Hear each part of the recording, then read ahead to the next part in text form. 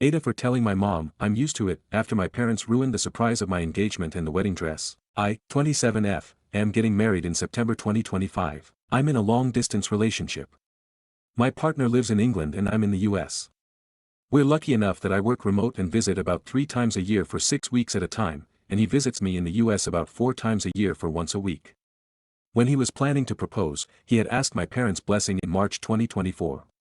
My parents had assumed that I would know when he was proposing, and my dad had told me in a conversation that following week he was proposing in December 2024. As you could imagine, I was upset. My mother invalidated my feelings and said I was making it a big deal and being stupid for not assuming it was going to be during Christmas because that's when both of our families were together. My argument is that while I could have had a hunch, I didn't want to be told when it was, and basically could have gone practically a whole year wondering excitedly when it would be.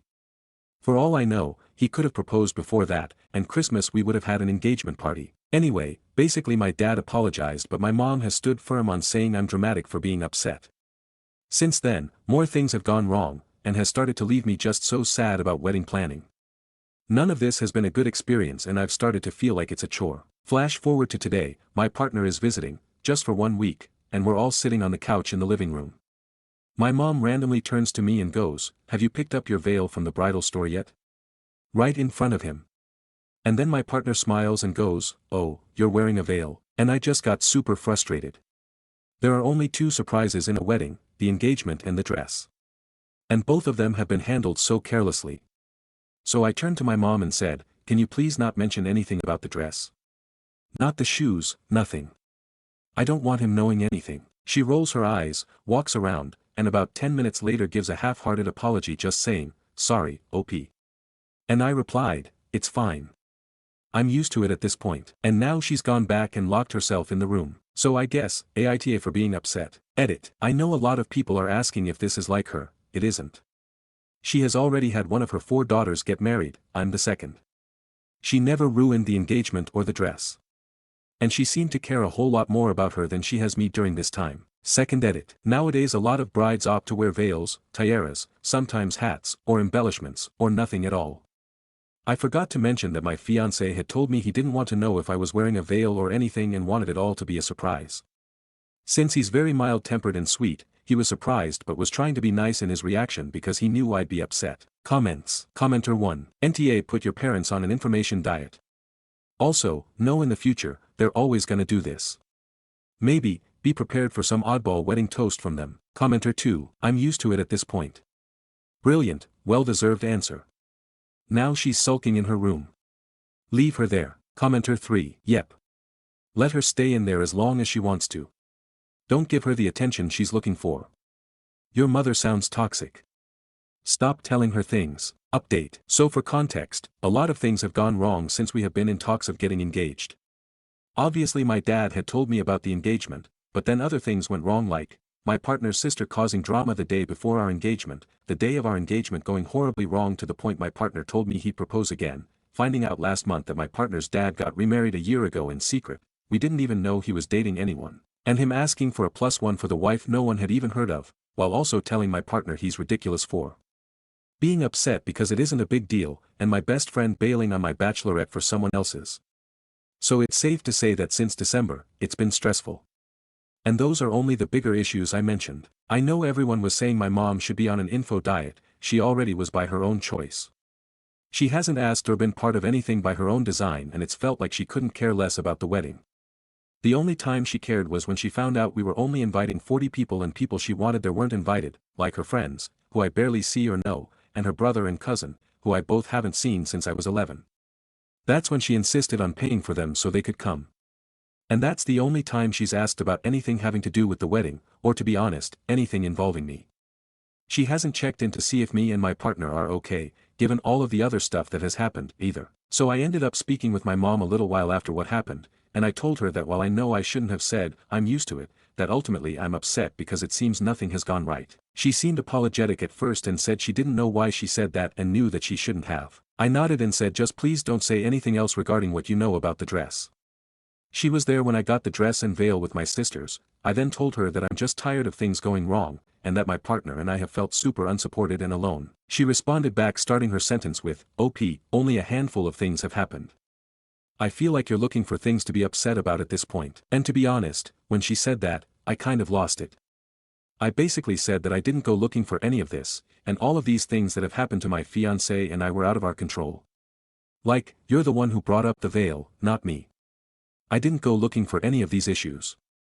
I told her that if there was one problem, then fine, I'd have handled it and moved on, but that the repeated offenses coming from every angle have hurt me and my partner. I've been trying to get over what's occurred, but something else happens to make the wedding planning even harder us. I told her that my fiancé and I both have felt super alone during a time that's supposed to be joyful, and that her carelessness and thoughtlessness has been super hurtful, especially when she's continually invalidated my feelings. She shrugged and said that she's done nothing and she's not going to talk to me or ask about me about the other problems going on because I've been upset and she doesn't want to deal with it. LOL. After a lot of your comments, I realized that I definitely was attempting to include someone who has shown not only should they not be, but they don't want to be. My partner leaves back to the UK today, but at this point I'm considering eloping with him, if I can, when I'm visiting him in England in May. We've already paid half of what we owe to our venue and photographer, so cancelling isn't really an option, but maybe we'll have just the reception instead of the ceremony. Thank you to the commenters who pointed out that if we ever have children, to keep the important moments to ourselves of gender or birth date or names. I think you're right, and my mom has pretty much ensured she will be on a permanent info diet for as long as she's in my life, because if not, she'll more than likely spoil it and then invalidate my feelings. I think ultimately it wasn't about the veil for me. I know my partner will still be surprised, I'm just sad because he told me he didn't want an idea of anything and wanted to be completely clueless about what I would be wearing. But ultimately this was about the continued thoughtlessness and invalidation that's pretty much been the theme for the last 4 months. If my mom had said she was sorry and left it, it would have been fine. But acting like I went looking to be upset when she randomly ruins yet another detail is just wild to me. Edit. I also forgot to say, yes, I am moving to England. We are hoping to make that jump at the beginning of 2026. Second edit. I know a lot of people are saying completely cancel the venue, but we already have friends and family from my fiancé's side who have bought their flight tickets to come, at least 10 have already confirmed. I don't think I have the heart in me to cost people that kind of money when they've already invested into this. Third edit. LOL. I'm not sure if my mom cares that I'm moving. I am in England for 6 to 8 weeks at a time every few months, so she's already used to me leaving for a significant amount of time. She doesn't seem sad I'm leaving, and if anything has said she understands why I'm moving. If she is sad, or that's the real reason behind all of this, I'd actually be super surprised. I won't rule it out, but my mom isn't the type to care about that sort of thing. Comments. Commenter 1. I still say move to England. Elope, honeymoon in the Scilly Islands and make your life somewhere you want. You'll never get what you want from your mum, and I'm sorry for that. Commenter 2. Marry quietly. Just you, him and a couple of people who truly love you. Then do the reception with the Aholis. Commenter 3. NTA. You didn't go looking for problems, people kept handing them to you. Your mom isn't just thoughtless, she's emotionally dismissive, and you're right to finally stop handing her opportunities to hurt you. Eloping sounds honestly peaceful after everything. Protect your joy, because clearly some people will never show up for it the way you deserve. Stories number 2. Aita for hiding the location of my best friend from my wife. About 5 years ago, I moved about 15 hours away from my hometown for a job. Shortly after moving, I met my now wife, Becca. A few years ago, I had a buddy, JR, from back home come stay with me. While here, he met my wife's sister, Maggie. JR and Maggie hit it off. They pretty quickly started dating. Maggie has a daughter from a previous relationship, daughter's dad is very much in the picture. Almost a year ago, Maggie and JR moved in together. At the time, Maggie was living with her parents because she could not afford rent on her own. Things seemed to be going well. It is a long story, but almost 2 months ago, JR got pretty irrefutable proof that Maggie was cheating on him. He was angry, depressed, and overall distraught. He could not deal with confronting her, but he could also not deal with living with her. He talked to me and wanted my help to get away. So, I reached out to my network of people, who are not mutual friends of Becca and I, to get him a place to stay. Becca, Maggie, Maggie's daughter, and my MIL were going out of town to visit MIL's mom a few weeks after he found out. I had a work friend with a rent house. I helped JR pack his stuff, which was like 90% of the apartment, and he moved out. He sent an email to Maggie about why he moved out. He left a check for rent and utilities through the end of March when their lease is up and informed the landlord that he was not renewing. Maggie got the email and called JR numerous times while on the trip. My wife called me and asked what was going on and where was JR. I told her that JR moved out and he was safe, but I will not tell her where he is. They got back and Maggie flipped about all the stuff JR took. My wife was quite angry and demanded to know where JR was. I kept telling her that he is safe, but I am not telling her where he is. The last month has been tense and my wife has begged and made threats to know where JR is. She has even tried using my phone to impersonate me to call JR and get information. I have since changed my passcode. She says, "We are married, this is affecting my family, I deserve to know." I refuse. She has even talked about this being divorceable. Aita Reddit. 1. My wife knows why JR left. 2. Maggie has admitted since he left that she was cheating. 3. My wife denies know about the cheating and I do believe her. Historically, Maggie and Becca are not close. Prior to JR moving here, we would see Maggie maybe once every 3-ish months. Since JR moved, we see her a lot more because JR and I regularly organized get-togethers. Which is why my wife's reaction is surprising to me. 4. The stuff JR took was only his stuff. In fact, a lot of stuff he left is also his stuff. Other than gadgets, he left all the kitchen stuff despite it being 100% his. He left all the stuff in my niece's room, even though he paid for a lot of it. Relevant comments. How did JR find about Maggie's cheating? Reply, text messages with her AP. Maggie freely admits she was cheating. Even admitted it in voicemails and text messages to JR after he sent the email. There is no dispute about that. Did JR take some of Maggie's stuff when he moved out? Reply, none of what we moved out was her stuff. I helped him move in, it was his stuff. There were big ticket items like the bed, living room TV, couches, and dining room table, but it was all stuff he had before he moved here. Much of it he had before they started dating. Commenter 1, I get the feeling that there is info being left out but I can't really put my finger on what it is so I'll ask a few questions. Who was Maggie cheating with? How old is Maggie's daughter? What's the long-term plan here? This guy is your best friend and you just plan to keep him secret forever. Why is your wife so invested? Does she feel that she got closer with her sister since JR was there to get everyone together, and now that he is gone she fears she will lose this closeness? Please ask your wife, what would she say or do if she did know where JR is? She plans to bully him into coming back, or what? If Maggie was so dependent on this relationship, why did she cheat? Does she have a history of cheating? Reply, a coworker. Well, JR is trying to figure that out. He is considering whether he is staying here or moving back home. He is not going to remain in hiding forever, but right now this is the situation. I suspect in the next 3-ish months for him to figure out what his plan will be. In the meantime, I am not saying where he is to my wife. 3, 4, and 5, Maggie was always the kid who could not get her shit together. It annoyed Becca to no end. With JR moving, it felt like Becca was getting her shit together. Now, she is afraid things are going to revert. My in-laws are frustrated by the possibility. They like JR and want to talk to JR to see what they can do to salvage the situation. JR is one of the nicest guys in the world and does not want to upset them. Ultimately, they feel like they have seen Maggie actually be a functioning adult and are deeply afraid if JR leaves she will just stop doing that. Maggie's daughter is 4. OOP on the possibility of his wife cheating and Maggie covering it up for her. Reply, my wife and I have Life 360, we work in office buildings next to each other, that is how we met, and when not working, do spend most of our time together. Could she be cheating? Absolutely. But, it would be pretty difficult for her to do it. OOP responds to a downvoted comment regarding getting involved with JR's situation. Reply, on top of that, I think you got too involved in a situation that didn't really concern you. This situation does concern me. First, this is, outside of my brother, the man closest to me in the whole world. Second, he asked for my help in this situation. Third, he was with Maggie, at least in part, at my prompting suggestion after they met via me. I'm not saying you can't refer him to open housing or help him pack up. But I think helping him facilitate all of the pre-planning makes you a little bit of an AH. You can't throw your hands up now and say, it's none of my business and not my place to tell, when you quite literally made it your business by executing this big-ass secret plan with him. I have no idea where you see me saying it is, none of my business. I am saying I have been asked to keep JR's location confidential and I am doing just that. Shouldn't OOP be concerned about his niece's relationship with JR? OOP, he told her goodbye. He did not tell her to lie. Of all the people here, she is not upset about him being gone. Her dad poisoned the well and told her to keep her distance from him and she generally did. She is not upset at all that he is gone. Commenter, if Maggie and Becca were not close, why was your Becca so angry? If she knows that Maggie cheated, why is she threatening divorce over it? Does she condone Maggie's behavior? If she doesn't, then she would side with you and respect J.R's right to privacy. At the very least, she would stay out of it. This is why hooking people up were so hard, because at some point you'll be choosing sides.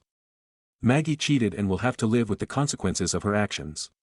I would have a long talk with Becca about her behavior and the stance she took against you and JR. She chose to side with the cheater, which says a lot about her character. You might want to check out what's going on with Becca that she would choose the side of a cheater. When you side with a cheater, you might be one yourself.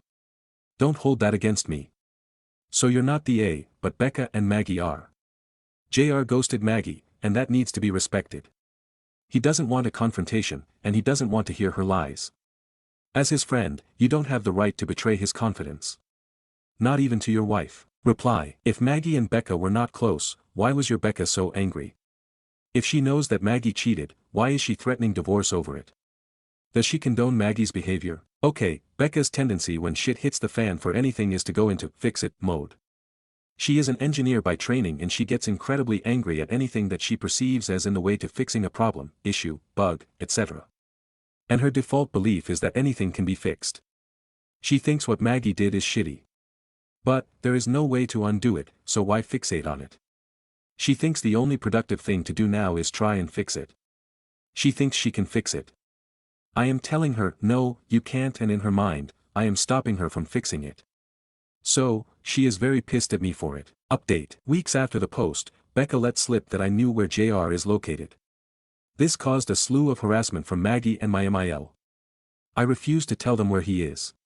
Some choice words were exchanged between Maggie and I told her she is not allowed in my house until she apologizes. She refuses, so I have not seen her or my in-laws in about a month. Since the end of March, Maggie has been living again with my in-laws.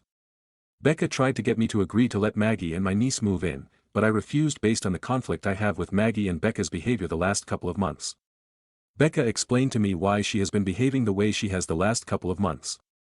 Maggie's ex has said that if Maggie moves back in with my in-laws, he is going to go for full custody of my niece. The neighborhood where the in-laws live is rough and there is a fair bit of conflict between Maggie and my FIL. Since moving back in, my niece's dad's lawyer has reached out and indicated that they are going for full custody. Becca is blaming me and JR for this. She is convinced that if they knew he was leaving, they could work something out to keep them together, or at least, keep Maggie in the apartment. I do not think that is the case at all. JR is still processing things, but was willing now to speak to Maggie, so he reached out a couple of weeks ago. This past weekend, Maggie and JR spoke via FaceTime. Maggie wanted an in-person meeting, but JR absolutely refused. Maggie apologized and tried to get JR to reconsider for my daughter. JR refused. Maggie had an emotional outburst and JR hung up on her. There is no plan for him to speak to her again. Relevant comments: was Maggie on the lease with JR? Reply: she was on the lease with JR. She did not qualify for the apartment on her own and cannot meet their qualifications. The situation between my in-laws and Maggie was contentious before she moved in with JR. I do not know if my niece's dad will win the custody battle. But, what I do know is, 1, my niece has expressed being scared at my in-laws' house, 2, Maggie cannot afford to fight him on custody, and 3, generally the best interest of the child is the standard in our state and the living situation with her dad would be significantly better. Commenter 1, your wife is delusional. Do not let Maggie move in. She will never move out. Commenter 2, Maggie fucked up.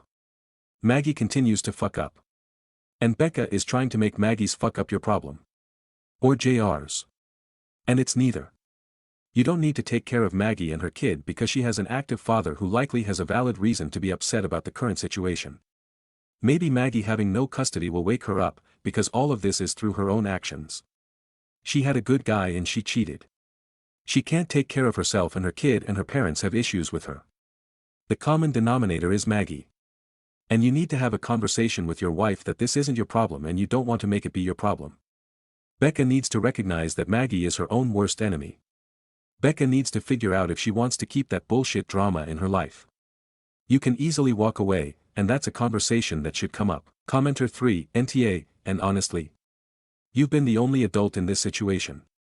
Becca blaming you and JR for Maggie's custody issues is wild, considering Maggie's own choices blew up her life. JR owes her nothing, and the fact that she tried to emotionally manipulate him for your daughter is so gross. Like your daughter deserves love, not guilt-leveraged relationships. You set boundaries, stuck to them, and protected someone who needed space to heal. That's not betrayal, that's loyalty with a spine. Stories number 3. Aita for refusing to have a fourth child. Hi, this problem is not mine but of a family member and she is using my account. I 37FM and my husband 43M have been together for 13 years and have 3 children. My husband works as an accountant while I am a doctor and have my own private practice that I started 3 years ago. I am the breadwinner but my husband pays the household bills like electricity, and gas and sometimes groceries. I pay for all the other stuff including our kids' schooling. They all go to private school, their extracurricular and a maid nanny plus most of the vacations. Recently my husband started pressuring me to have a fourth child. I love my kids but I originally only wanted 1 child while my husband wanted 5, so we came to a compromise and had 3 kids. All of our kids were planned and I took a year-long maternity leave to raise my kids. My husband is an amazing man. He is an amazing husband, loves me, showers me with attention and even helps around the house, but he doesn't spend much time with the kids when he is at home. I have to force him to watch a movie or play with the kids and he will do it only if we all are playing together. Yes, we do have a nanny but she doesn't stay full-time with us, only for a few hours a day before I came home from work and then she leaves. I don't want a fourth child for several reasons, first being that I am done with raising babies plus I can't take another 1-year gap in my career. But my husband still insists on another child. It has become a constant source of tension between us. Aita for standing my ground and refusing to have a fourth child. Edit. I didn't think this post will get so many responses. Thank you to all who gave advice. After listening to everyone here I am honestly scared. I always brushed off his behavior because in our culture men generally don't get confronted that much. I will have a talk with him and update you all. Update Aita for refusing to have a fourth child. So thank you to everyone who responded to my previous post. After reading all your replies I had a talk with my husband which went fine I guess, but after our conversation things went downhill really fast. So my sil somehow found out that my husband had a secret second marriage that no one knew about, not even his family, and husband's second wife is pregnant with their second child. The whole reason he wanted me pregnant so that I will take a gap year, he will get to control my finances. We both have separate finances and just a joint account for bills. He doesn't have access to my accounts, neither do I have access to his accounts.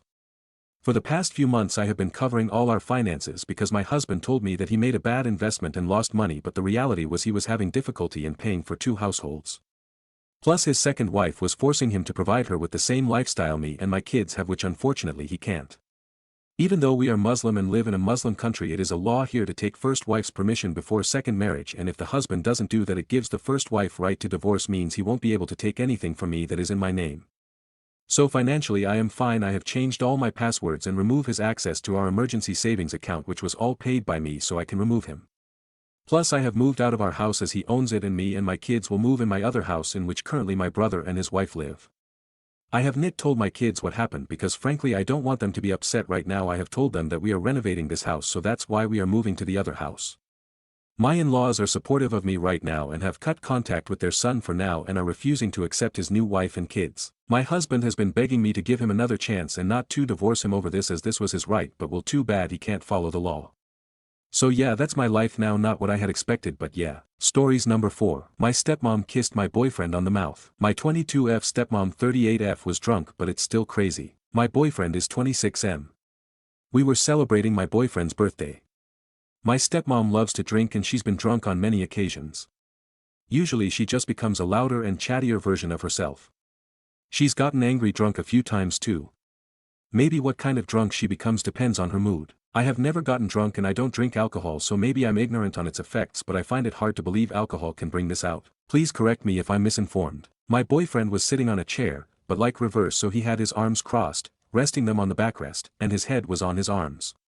We were watching a game on TV and the birthday part had kind of winded down. Most of the guests were gone. I was cleaning up. My stepmom was lounging outside and smoking. I missed some of the approach, but my boyfriend said she just came up to him and she was slurring her words and the TV was loud, so when she said something to him he didn't catch it, so he gestured for her to come closer and say it in his ear. She leaned in and told him, "You're so handsome. Movie star eyes." He said he just smiled back up at her and kinda laughed it off. He could tell she was very drunk. The rest of it I saw for myself. He returned his attention back to the TV. She reached out and touched his chin to get him to look back at her, and then she leaned in and my boyfriend told me she said, "Happy birthday darling," and kissed him on the cheek and then suddenly on the mouth. If that wasn't enough, she tried to kiss him again, on the mouth, but he pushed her face. She laughed and I was so shocked I was frozen. I don't even remember what I said, but I said something. I remember my boyfriend's friend said, "Did she just kiss you?" My stepmom just laughed it off and told us, "Don't make a big deal out of it, it was an accident." She won't so much as apologize, but when she got sober she approached me privately to tell me not to tell my dad. Ada, if I tell my dad? Or is this really just not a big deal? I don't want to cause stress for my dad. But I think this is a little too big to file away as a drunk oopsie, her words, and just forget about it. Comments. Commenter 1. She completely crossed a line with you, your BF and your father. My father is going through a divorce with a woman who is similar, drinks a lot, and is inappropriate. I caught her kissing a family friend on the lips many years ago. Now they are divorcing. I shared it with my father. He was upset because he said he suspected for years she was having affairs. I wish I had called her out at the time. My father could have left her years ago. She is now testing you, and because of her behavior I'd put money on the fact that she will try to gaslight you to your dad moving forward. You run the risk of losing your relationship with him. I'd sit him down, with your BF and with her. Say that this is uncomfortable but you'd like to put some boundaries down. She is not to flirt, kiss or touch your BF ever again. If she puts it back to being drunk, then let her know she needs to get some help on that if she is going to cross boundaries every time she drinks and can't control herself. Commenter 2. This story sounds so fake, I'm sorry lol. Reply, I rather you think it's fake tbh because reading it back, I feel like I made my family seem like we're trash. I wish this didn't happen because I have never hated my stepmom, even if she drinks a lot. She made my dad a much happier person and now I don't know how to feel about her and I feel responsible for how my dad is going to react. Commenter 3. Good job not drinking. It is a very good personal decision. As for your stepmom, if you are close with your dad I would tell me. If you have a strained relationship I would maybe think twice. Either way she should not be around your boyfriend again until she apologizes. Reply, our relationship is strained but we love each other and I am going to take the advice here and talk to him today. He deserves to know and also my conscience can't take it anymore. I also think it's unfair to my boyfriend if this is not made out to be serious because he was the victim. Update. Thank you for responding to my advice request on this sub. I got asked it a lot, so we'll say it here in case my comment didn't get noticed. My dad is 43 years old so the age difference between him and my stepmom, 38, isn't super drastic. People were wondering where he was during this, he was at work. I waited until my dad was home alone. I told him what happened. We have a rocky relationship because he has poor emotional regulation. That's why my mom left him. It's getting better between us though, since both of us have been making a conscious effort to communicate calmly, so this conversation was one that I was dreading with my dad but it went as well as it could. My dad's first response was still to be irritable and defensive. He focused his anger, unfairly, on my boyfriend initially. I had to make it very clear that this happened unknowingly and spontaneously as far as my boyfriend is concerned and that he was a victim in this. I also mentioned to my dad that my stepmom told me not to tell him. My dad was too angry for words and didn't say much to me. He left the house and came back later a bit more cooled off. He made me repeat the order of events again and exactly what was said. He then said the rest is between my stepmom and him and he doesn't want me to get involved. He requested me to not have my boyfriend over for a while, I can go over to his place instead. That works out since my boyfriend doesn't feel comfortable around my stepmom anymore. You guys speculated my stepmom has a drinking problem. She definitely does. I think it's gotten worse in the last few months. I don't know why though. I have never had any issues with my stepmom but we are not exactly close either. Comments. Commenter 1. Good for you telling your dad. I'm sure that was an uncomfortable conversation, but it needed to be had. Yes, your stepmother has a drinking problem. That's the root cause of this situation. I'd keep your boyfriend away to make sure this doesn't happen again. Commenter 2. Thank you guys for the push. I hope she gets the help she needs. But unfortunately our relationship will never be the same because it's been a day and she still hasn't apologized to me or my boyfriend yet. Commenter 3. She may never apologize. Sounds like she has not yet actually owned that she's a drunk, possibly alcoholic. Good for you, telling your dad, even though the energy between you isn't always good. Your boyfriend might have a bad dream or two about this. Drunk smoker forcing a mouth kiss on him. Ugh, ugh, ugh. Stories number 5. Ada broke up with heart surgeon BF over his mom's comments on me being a nurse. I am 27F and I am a nurse. I make good salary as private nurse for firm, which provides care for rich families. 6 figures in my country, not USA. I am proud of my career. I wanted to be doctor when I was teen, but it wasn't possible for my family to provide me medical education and at that time I felt self-hate to be nurse. But by age of 20, I became a nurse. But now I love it. This job has made possible for me to buy my own house, car and travel outside the country. Good pension plan and other savings. I can raise a family on my own income. I have had a boyfriend, say Rob 28M, who is into heart specialty, and we felt in love during hospital visits. He was the one to pursue me. He is soon going to be heart surgeon. His mom has always made passive-aggressive comments about me being a nurse. We got engaged recently. And all of his relatives were at family dinner party, held by Rob's parents last week. So his mom and aunts at dinner table joked around that a heart surgeon like Rob can get any female doctor as wife. Rob took offense and said Nia, me, is very much independent and makes a good salary herself to take care of whole family. But his mom went on. I have had enough. I have respect for housewives, but this time I fired back. I said his mom and aunts all are gold-digging housewives, with no life skills outside raising kids. They live on their husband's money who are rich. Some of them started crying. And started shouting. Everyone including Rob asked me to apologize. I broke up on spot. And said I will not sell my self-respect for his family. I rather marry a normal man than a surgeon, whose family doesn't respect me. I left and Rob is begging for a chance. I know he tried to silence his mom. But I don't see the future. I see a lifetime of taunts, and I can't ask him to cut off his parents. Which he won't do anyways. My parents are saying, he is a good catch and to ignore his mom's comment. But money isn't everything and social status isn't everything. I don't want to be looked down upon.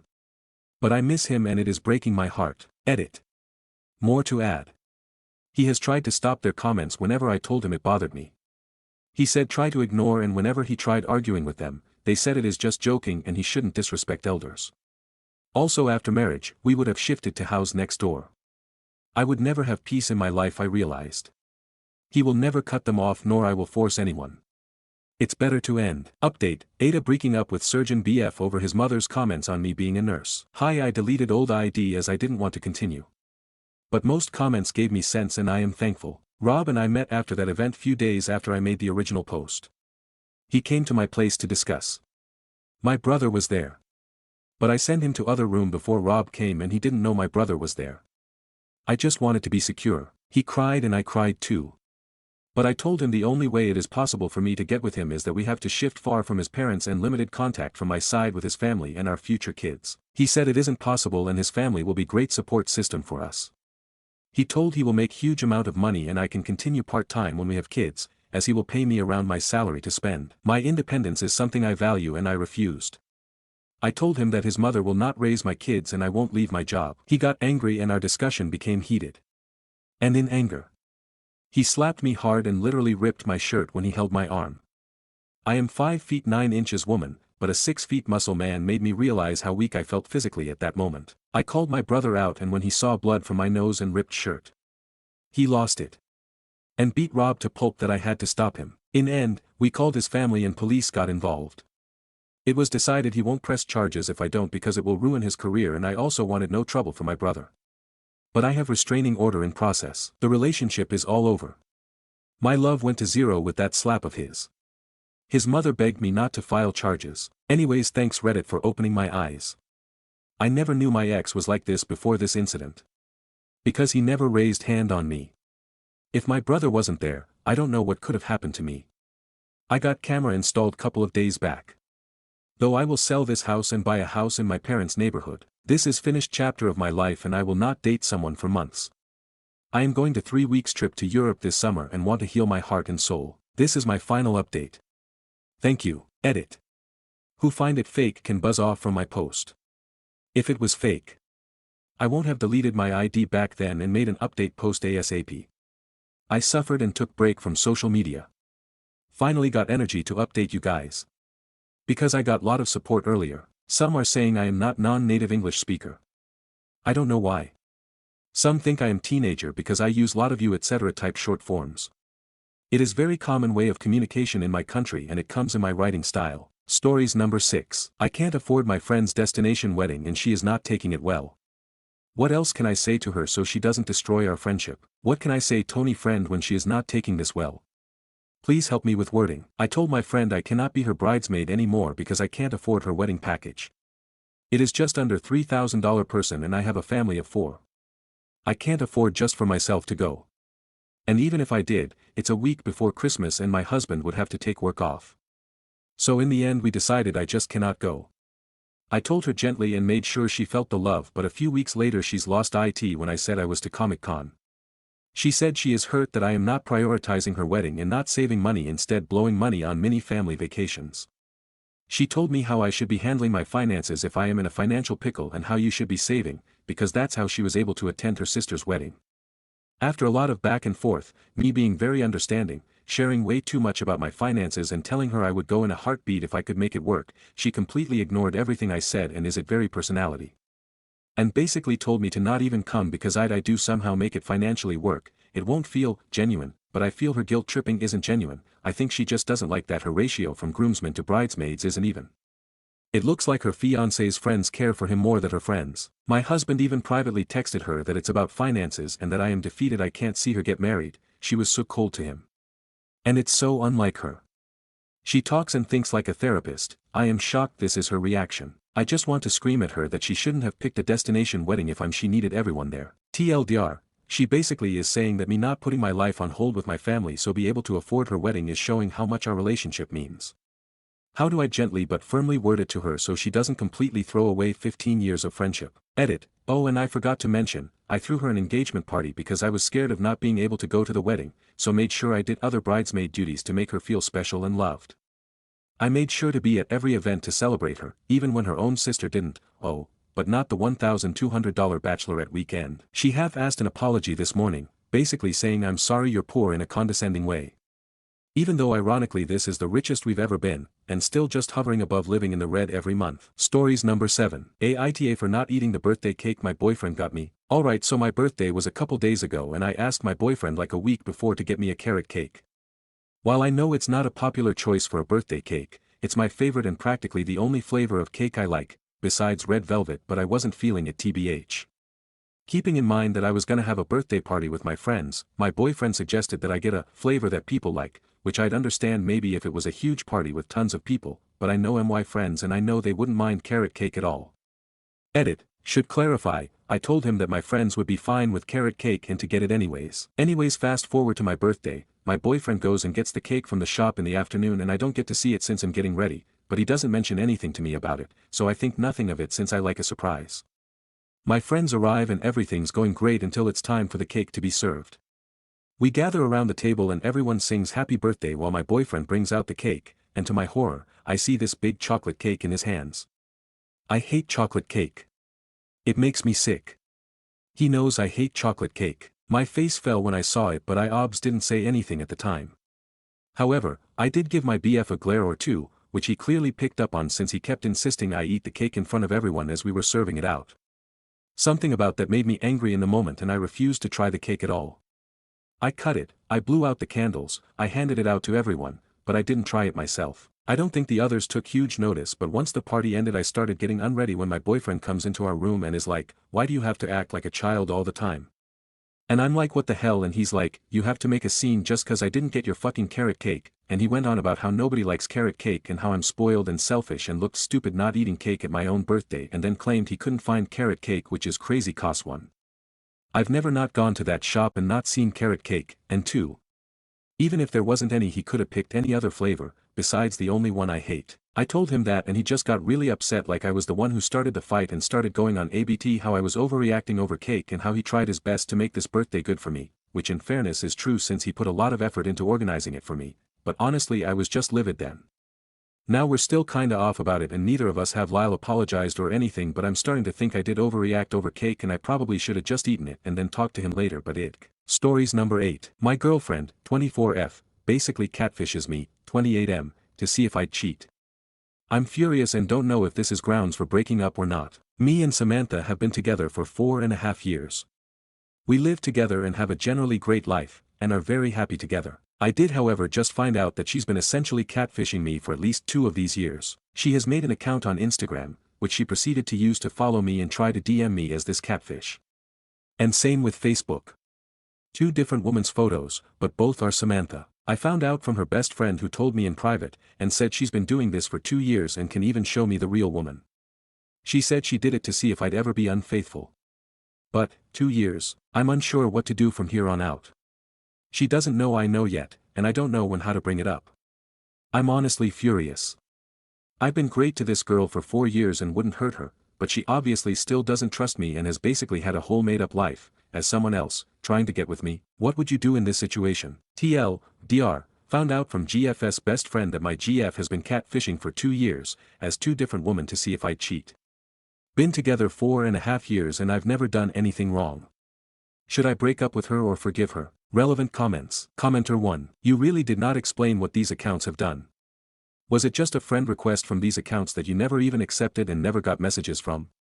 Were you fucking talking to these accounts for 2 years? What's going on here? You say 2 years but there's no way she was actively messaging you from these 2 accounts for 2 years without you engaging in the conversation. Why wouldn't you just block a random stranger that kept bothering you? Commenter 2. Question. Why would this so-called best friend suddenly tell you now, after 2 years?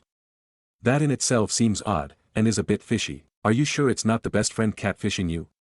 Is she telling the truth about the length of time? I'm not saying your GF didn't necessarily do it, but why are you blindly believing her friend? Did she actually give you irrefutable proof that it was your GF doing it? You absolutely need to talk to your GF about this before you even decide whether or not you're going to break up with her. You, at the moment, have no idea if this information is even true, and how much of an idiot would you feel like if it turns out this best friend was tricking you? Just do your homework before you place all the blame. Update. I'll answer some questions I remember being asked, and in bold will be the actual update. So, after posting that originally, I honestly went with the first few responses and decided to just confront her. A lot of people were asking me how I know it isn't the best friend, or to make sure it isn't her first, which is understandable. But I know this woman, and she's happily married and a mother of 4. I've known her forever. So I had no reason to believe she'd lie, or to believe she'd be doing the catfishing. And also, she told me that my girlfriend told her about it to get the secret out to someone she could trust, but that she felt I deserved the truth, and my girlfriend wasn't even totally honest with her either. I was also asked multiple times about the 2 women my girlfriend used to catfish me with, and why I talked to them for so long. I am a social worker, and she kinda used it against me and pretended to be women that were in need of help, or were in abusive relationships. And I work with this on the daily, so it was no surprise to me to have them contact me, as I'm very public and open with my job. Never once was I inappropriate with these women. In fact, I actively talked about my girlfriend very positively, especially if they were going toward trying to flirt with me, or be inappropriate toward me. So for the update. I confronted my girl, and she broke down immediately, not admitting anything at first, but just crying without saying anything. She then told me to please not be angry, but that 2 years ago she met a guy at work, they immediately fell in love and she knew she wanted to be with him. She said they slept together and spent time together while I was away, or while I was working. She decided to catfish me to get me to cheat on her, so she wouldn't be seen as a cheater who left her boyfriend for no real reason. She told me she didn't think it'd take long, and I'd fall for something, and I never did. She admitted it wasn't even just those 2 women, and she even tried to get her new man to help out to somehow make me unfaithful. Her best friend told her that I got an engagement ring and was planning to propose, which apparently freaked my girl out because she absolutely didn't want to marry me and then be stuck. So I'm 99% sure she told her friend about the catfishing, hoping she'd come back to me with the newfound news, and I would end it. If that's the case, she got her wish. She's in the process of moving out her things, and although I'm staying calm, I'm extremely hurt by her actions and hurt that she betrayed me. So for now, I'll stay single and focus on my work. And in the future I'll have an amazing girl to give this engagement ring to. And until then, I'll be healing, I guess. I want to thank everyone who responded and offered advice, and also apologize for taking so long and not answering questions. My job is very demanding, and I didn't expect much advice anyway. TL, girlfriend met a guy at work, cheated on me multiple times and fell in love. Didn't want to be seen as a cheater, so she catfished me as multiple women to try to make me cheat. Never worked. News came out I was gonna propose, she freaked out. And I believe told her best friend about the catfishing, hoping she'd tell me, and I'd break yo with her. Which I did. Relevant comments. Commenter 1. That is about the weirdest thing I've heard, your GF's avoidant tricks trying to get you to cheat. But good luck on your life free of her. One piece of advice, sell the ring. Don't give any future fiancé a ring you bought for a cheater. Reply. Thanks. I will definitely take that advice and do that, smiley face. Commenter 2. She was cheating on you for half your relationship and in all that time couldn't find a way to break it off with you other than to fuck with you. Words can't express how abhorrent she is. Congratulations on moving into a much better phase of your life. Commenter 3. More bizarre is that the other guy stayed with her for 2 years waiting for the OP to break up with his girlfriend so they could be together. WTF. Commenter 4. If the guy is sleazy enough to cheat and help frame up as a cheater, he is probably the type of dude to enjoy the last 2 years as less of a relationship and more of a FWB. He can talk to her and fuck her when he wants, but it's hard for her to actively have a relationship with him while hiding it. I bet he breaks up with her in the next 6 months. Stories number 9. Broke up with my girlfriend over tattoos. She no longer agrees with our breakup. Nuts. I want to preface this with a disclaimer that there is nothing wrong with having tattoos if you want and like them. They aren't my thing. Please don't take this as a condemnation of tattoos or the people that get them as a whole. My ex and I were together about a year. Early on in the relationship she had mentioned wanting to get some tattoos. I told her she had every right to do so since it's her body, but I find tattoos very unattractive and I would likely break up if she went through with it. It became a small fight and she was cold and passive-aggressive about it for a few days, but eventually she said she understood and would not be getting the tattoos done. Fast forward to about 2 months ago and she makes another attempt to get me on board with tattoos. I reiterate my stance and tell her again she can do it, but I won't stick around if she does. I went out of town to visit my cousin for a week and come home to her with a partial sleeve done. Her arm was basically one big scab. I ask her what's going on and she just nonchalantly says her and her best friend had talked and agreed I was being unreasonable, so she went ahead and used my time out of town to get it done so I wouldn't be around to be a buzzkill about it. She said she got as much as the guy was willing to do in one sitting inked, and once she was healed she planned to get it extended. The tattoo was already a deal breaker for me, but the blatant disrespect and casual way she was implying my opinion didn't matter broke my feelings for her right there. We fought and eventually she just told me to get the hell out and locked herself in the bathroom. Thank God she did this when she did, because I was close to not renewing my lease at my apartment and moving in with her. Packed my shit up and left while she shit-talked me to her best friend on the phone. Dropped her stuff off from my place the next day. She told me I was making a huge mistake and throwing a good thing away for petty reasons. I just handed her the bag and left. That was weeks ago. Didn't hear from her until today. She called me. Here's a very brief summary of the call. Her, okay, the petty drama has run its course. You can move back in and move on, okay? Me, no, we are broken up. It's over permanently. I don't want to get back together. Her, we aren't getting back together. This was just a spat that got out of hand. You freaked out and left in a huff. I know you're just too proud to admit you're wrong, so we'll just call it even and you can come back. Me, no, I told you repeatedly that tattoos are a deal breaker. You did it anyway and then disrespected me on top of that with the way you went about it. We're done. You can move on now. Find a guy that finds your new ink attractive, because I find it repulsive and wouldn't be able to look at you or that arm again. Conversation goes in circles for a bit before I hang up. Then she tries sending me some nudes in an attempt to seduce me, but her body does nothing for me now and her sleeve was visible, which, even after it healed, was gross and unflattering. Told her I deleted them and to leave me alone. Blocked. She then messaged me on a snap saying she never agreed to a breakup and I owed her a conversation face to face if I wanted to end things. Blocked again. I know it's bad form to be a guy calling his ex crazy, but this girl is nuts. Edit. I find all the talk about me being shallow pretty funny considering she told me that if I ever gained weight or stopped going to the gym she'd leave me. Hell, she put on weight throughout our entire relationship and it never once made me consider leaving her. I still found her beautiful. When she changed her hair color to colors that I didn't like, I never said a bad word to her about it. I was supportive. I didn't like it, but it wasn't a deal breaker. One last edit. This was great. Sub really is great for getting things off your chest, sub name and whatnot. Had a lot of fun reading responses, and while I didn't need validation to know what I did was right, I still appreciate the supportive folks. The negative ones accusing me of being shallow, controlling, weird, and all sorts of other things because I have a preference were fun too. Didn't change my mind one bit, but I'm glad you guys were able to get those things off your chests as well. Relevant comments. Commenter 1, you two were just incompatible. Nothing wrong with breaking up over it. On to the next adventure. Reply, could you please let her know she's supposed to be on a new adventure? She seems to think we're still on the old one. Commenter 2, I don't understand your POV regarding tattoos, but she's delusional. With the way she handled this, there was no way the relationship would work out long term, so it's best that it ended here. Reply, it's just a preference. Nothing too deep here. Just a turn off for me. I don't think I'm wrong in any way for having this preference. Commenter 3, it's a bit weird to go from considering a tattoo to a complete sleeve. I could understand her thinking of we will get back together had she some small tattoo on her ankle or something. I know I am definitely older than OP and his ex, but I've seen a few of these posts about one side not accepting or agreeing to a breakup. When did that become an option? Even when people said a breakup was mutual, it never really was, but now apparently, they have to be. Reply, her original plan was a bunch of smaller tattoos around her body. One on each ankle, shoulder, and one on her lower back. Now she has a partial sleeve with plans to get the rest done over the next year or so. She didn't even do any of the other ones she said she wanted initially. Commenter 4, she will blame you as well, and many will side with her. Be ready to say, well, if you've already made your decision that I'm at fault without talking to me, then I want nothing to do with such a low-quality friend of such poor character. I thought we were friends and I deserved my side.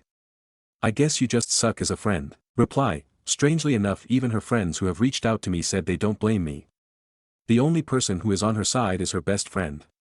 Even my friends with tattoos fully support my decision and don't think I've been shallow or controlling as the commenters here seem to think. OOP on his GF's appearances and the changes if she made any. Reply, the thing is lots of other things changed that I didn't like that I was okay with because I did like her and we did have lots in common. People are in this thread acting like I never cared about her and was looking for an out but I wasn't. She gained weight, after telling me she'd leave me if I ever put on weight, and I never said a word. Still found her beautiful and wanted to be with her. Same thing when she kept changing her hair to colors I didn't like. I was supportive because I cared about her. The tattoo was one of very few hard lines I had in the relationship and the only one that was related to physical appearance. Combine that with the disrespect she'd shown me and the way she handled all this and it killed my feelings for her. Not because of the tattoo. If she told me she was getting that tattoo and put that ultimatum out there I'd have left but would have respected her decision and still cared about her. Would have tried to stay friends too if at all possible. But not now after everything she's done. Update, broke up over tattoos. Ex no longer agrees with our breakup. I came here a week ago to vent about a strange situation with my ex getting a tattoo and it resulting in us breaking up. Weeks later she acted like our breakup was just a spat and that I was being unreasonable. I told her we were broken up permanently and blocked her. She then tried to message me on other platforms demanding a face-to-face meeting because she never agreed to the breakup. In the end the tattoo was a secondary cause of our breakup in my mind.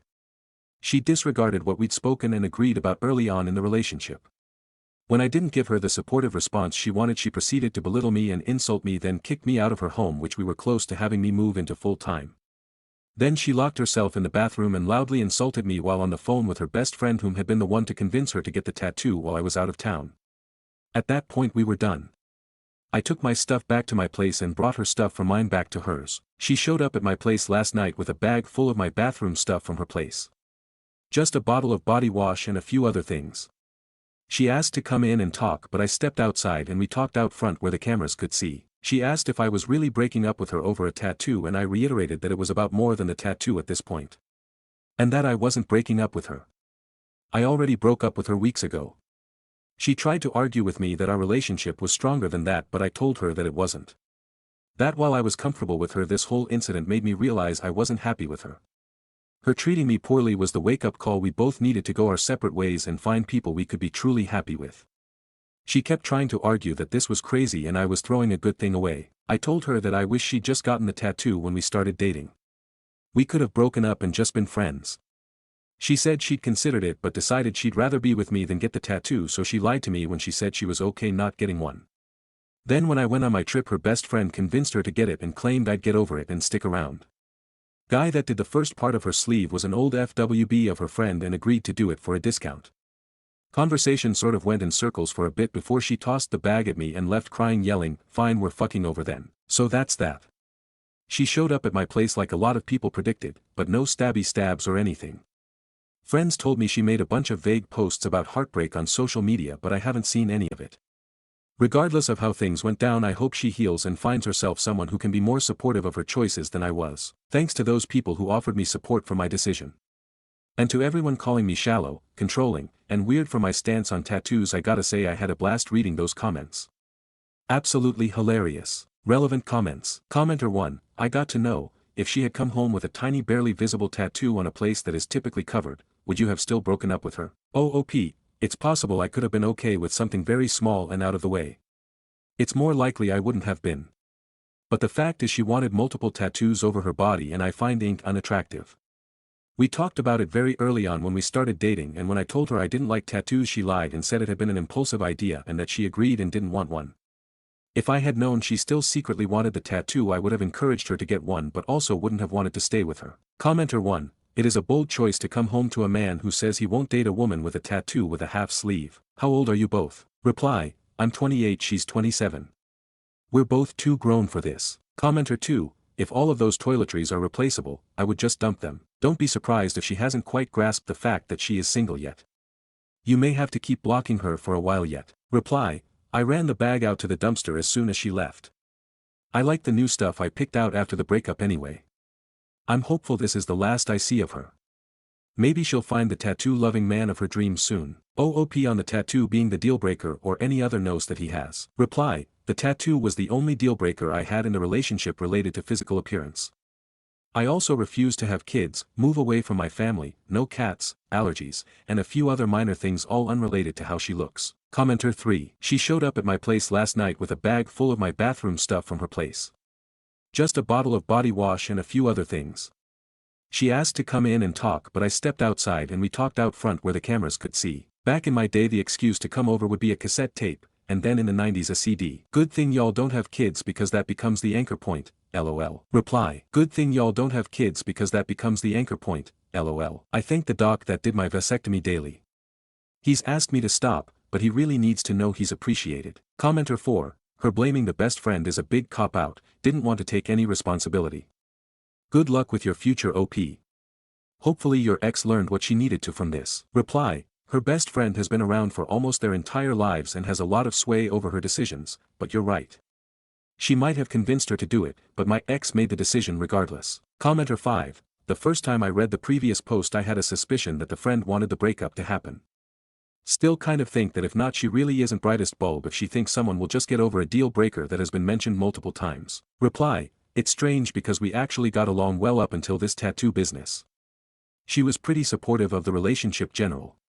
Hell, she's the only person other than my ex that tried to get me to move back in after the breakup. Commenter 5, only other one to try and get me to move back in. No offense, but that's not her being supportive of the relationship.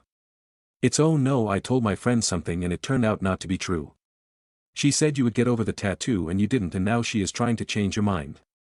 That makes it sound like she actually believed you would get over it and is now doing her best to fix the situation. Reply, as unfortunate as that may be for her, I'm glad she did it. This whole tattoo blow-up was the kick in the pants I needed to make a change I wasn't aware I needed to make. Stories number 10. I, F25, need to set a boundary with my coworker, F60, and I don't know how. My coworker had asked me to check in on her dogs while she's away dealing with a family emergency on the other side of the country. Now she wants me to house sit and spend 2 nights at her house to watch her dogs so they aren't alone. I said yes to checking in on her dogs and told her I'd think about staying overnight. She's a very nice lady, and unfortunately doesn't have anyone else who can help her. The problem is that I'm not comfortable staying the night. I don't know the area, I've never been to her house, and I would be alone. I have CPTSD and get very nervous in new environments, especially by myself. She is aware that I'm an anxious person and that I have PTSD. I want to tell her that I'm not comfortable without making her upset or having her assume it's got something to do with her. She's kind of a loose cannon, and I do not want to make her mad. She doesn't really have good relationships with any of our other coworkers besides me, we've been working together for 6 months-ish. She also stated before she left today that no one ever helps her and she'd really appreciate me staying there for the 2 nights. I feel guilty for not feeling comfortable with this. And I don't know how to tell her no in a way that doesn't offend her. I really want to help out, and she's offered to pay me, which I will not accept due to her current financial situation. I'm also worried that if I don't set a boundary now, she might starting asking for more favors in the future. How do I gently set a boundary without making her upset? Relevant comments. Commenter 1, just tell her you're sorry, but you won't be able to. You can give a vague excuse like, something's come up, or, I forgot I had something else that night, but you don't need to provide an explanation she's willing to accept. Pet care is her responsibility, and she should have gotten a list of emergency providers squared away far enough in advance that she doesn't need to lean on you. Reply, I feel bad because she didn't have time to arrange for anything else. The family emergency was sudden and she's having a hard enough time as is. I appreciate your advice, thank you. Commenter 2, maybe try something akin to, I like and respect you, Karen, but I struggle with everyday things in my own life and unfortunately I'm just not going to be able to do that for you. If this upsets her then she's irrational and is clearly taking advantage of you. Reply, I like this approach. She's a really nice person but can be a little volatile with her emotions. I guess I'm just nervous because of her responses to previous situations with other coworkers. Commenter 3, checking in on her dogs is already above and beyond a coworker relationship, and it's really nice of you to do so. If she cannot appreciate that you're setting the limit there, it's on her, not on you. If she blows up on you for respectfully turning down the house sitting, just report her to HR. But hopefully, you are just escalating this too far in your head, and in reality, she'll be fine and understanding. So, I just say you prefer to stick to checking in on the dogs as originally agreed. I wouldn't offer any explanation, as it'll see her trying to come up with solutions. Like if you say it's because you don't know her house or neighborhood, she'll invite you to come check it out beforehand, etc. I think just sticking to a very simply preferring check-ins is best. If she asks why, just say that's what you originally agreed to and I would like to stick to that. Reply, I guess I'm worried about our working relationship moving forward if I say no to staying overnight. She quite literally said no one ever helps her and she doesn't trust anyone else. We work one-on-one in a small office, and I see her 6-7 days a week. To say the least, upsetting her would make for a very uncomfortable experience for me. Thank you for your advice, I really appreciate it. Commenter 4, give her the link to a pet sitting service like Rover. She can hire a dog sitter or call a kennel. You can still check on the dogs and even on the pet sitter for her if you wish without taking on the full responsibility. Also a simple "I already have commitments for that date" is also a valid thing to say. Commitments to yourself and your mental health is still a commitment. Update. This is kind of an update to my previous post about setting a boundary with this same coworker in regard to house dog sitting while she was away for a family emergency. I've been working with her for almost a year. I checked in and fed her dogs daily while she was away and did not spend those nights at her house. She didn't, and still doesn't, have any local, reliable friends or family who could help her during this emergency. I did not accept the money she tried to give me. She slipped it into my backpack after I refused the first time. When I found it, I left it in her house after I was done feeding her dogs, because she is struggling financially. It didn't feel right to accept the money. She told me I have restored her faith in humanity. That we're basically sisters. And that if she dies she's willing her dogs to me. I immediately said I wouldn't be able to keep them because there's 3 of them and I couldn't afford that kind of commitment. She basically said I'd fall in love with them and it would work itself out. I care about her and her feelings. I want the best for her. I'm worried that if she starts to think about willing me her dogs, she might consider willing me other things too. This is an assumption based on a previous situation where she changed her will for someone else, seemingly without much consideration. She's not dying. At least that I know of. I don't know how to express that our relationship has completely exceeded coworker status, which is not necessarily something I wanted or expected. I usually keep to myself at work and try not to get too close to people. A job's a job, and I don't want to feel tied to people if I want to quit in the future. We work one-on-one in a very small office. I see her nearly every day. Severing or stepping back from the relationship would 100% make things very uncomfortable for me. But how do I make sure she can't will me her dogs or anything else, because I really don't want that. TLDR, my coworker thinks we're like family now and wants to will me her dogs if she dies. How do I prevent this? Update. My coworker, F60, wants to will her dogs to me, F25, if she dies. I didn't expect hardly any attention on the last post. I also didn't expect to make an update. After reading all the comments on the last post, I decided to let it slide and not bring it up as it was pointed out that it's unlikely she will die before all her dogs do. So I stopped stressing about it. Until this morning. She has already left for the day. We have a weird work schedule it's too dumb to explain, so I'm writing this while I'm not busy at work. When I first got here, she brought it up again. The conversation went something like this. I was thinking about what I said yesterday, and almost called you last night to ask, but which one of my dogs is your favorite? Which one would you prefer to inherit? I'm assuming this was a hypothetical question. Me, oh gosh, I don't know.